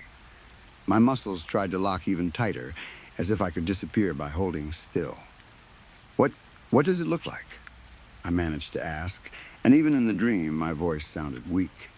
Mike stared at the closet and said, calmly, like he was describing a chair. "A monster, Mom," he whispered. A big, dreadful monster. The air shifted near my feet, like something had stepped close. I felt a faint rush of breath against my legs, and then something sticky dropped onto my foot. Warm, thick, I screamed the kind of scream you don't choose. A scream that comes from the part of you that wants to stay alive. And then, right before whatever was beside me could do anything else, Mike spoke again. His voice was gentle, almost comforting. "Don't be scared, Mom," he said. "Dizzy won't hurt you." I woke up choking on my own breath. The room was dark. My sheets were twisted. My heart was pounding so hard it made my hands tremble. I sat up and stared at the closet across the room like it might open on its own. Nothing moved. Still, I didn't go back to sleep. I stayed sitting up until the first hint of morning light touched the curtains. When Mike woke up and came into the kitchen like nothing had happened, I tried to act normal. I made breakfast. I asked him about school. I watched his face carefully, looking for anything strange, but he was just my son again. Still, the dream had dug into me. It didn't feel like random fear. It felt like a warning I didn't understand yet. So I decided I would pick him up from school that day. I wanted to meet Dizzy. I wanted to see what she looked like. I wanted to prove to myself she was just a kid with a weird nickname, and my brain was doing what brains do, connecting dots that aren't connected. After the bell rang, I stood near my car, scanning the crowd. Mike came out smiling, walking with another child beside him. From far away, I assumed it was Dizzy, because I saw Mike wave at her, and she waved back. They got closer, and the other kid turned slightly, and I saw bright blue eyes. Mike climbed into the car, still cheerful. I tried to sound casual. "Your friend has really pretty eyes," I said. "Blue like that is rare. Why didn't you ever mention Dizzy's eyes?" Mike frowned at me like I'd said something confusing. "Mom," he said, "that wasn't Dizzy." My grip tightened on the steering wheel. Then, That was Margaret," he said, like it was obvious. My mouth went dry. I tried to keep my voice steady, but it came out thin. "What about Dizzy?" I asked. "Where is she?" For a second, Mike didn't answer. He stared forward, still smiling a little, but his eyes looked unfocused, like he was listening to something I couldn't hear. Then he said it, softly, simply, like he was telling me the time. "Dizzy never left our room, Mom," he said. "She's still in the closet." The hair on my arms lifted. The air in the car felt suddenly cold, even though the heater was on. I forced a laugh that sounded wrong. "Mike," I said, trying to keep it light, "that's not funny." He turned his head and looked at me. His expression was calm. "Not joking. Not playful. I'm not joking. She doesn't like it when you pretend she isn't real." I drove home in silence with my hands locked on the wheel so tightly my fingers hurt. Mike hummed to himself in the passenger seat like it was a normal afternoon, like he hadn't just taken my nightmare and placed it into the real world. When we got home, he ran inside like usual and kicked off his shoes in the hallway. I stood at the front door for a moment, staring down the hallway toward the bedrooms. I could see the closet door at the end, half hidden by the corner of the wall. It looked normal. Closed, quiet, but I couldn't stop thinking about the drawing. That stretched smile, and the way, in the dream, Mike had whispered that it was standing right beside me. I didn't go into the bedroom right away. I told Mike to stay in the living room. I told him I needed to make a phone call. I don't even remember who I pretended to call. All I know is this. Every few minutes, I swear I heard something from the hallway. Not footsteps, not breathing. A soft sound, like fabric shifting in a small space, like someone adjusting their stance in the dark. And when I finally worked up the courage to look down the hallway, I saw Mike standing near the bedroom door, facing the closet like he was listening. He didn't turn when I said his name. He only whispered very quietly, like he was answering someone. "She knows you're scared, Mom," he said. "She likes that."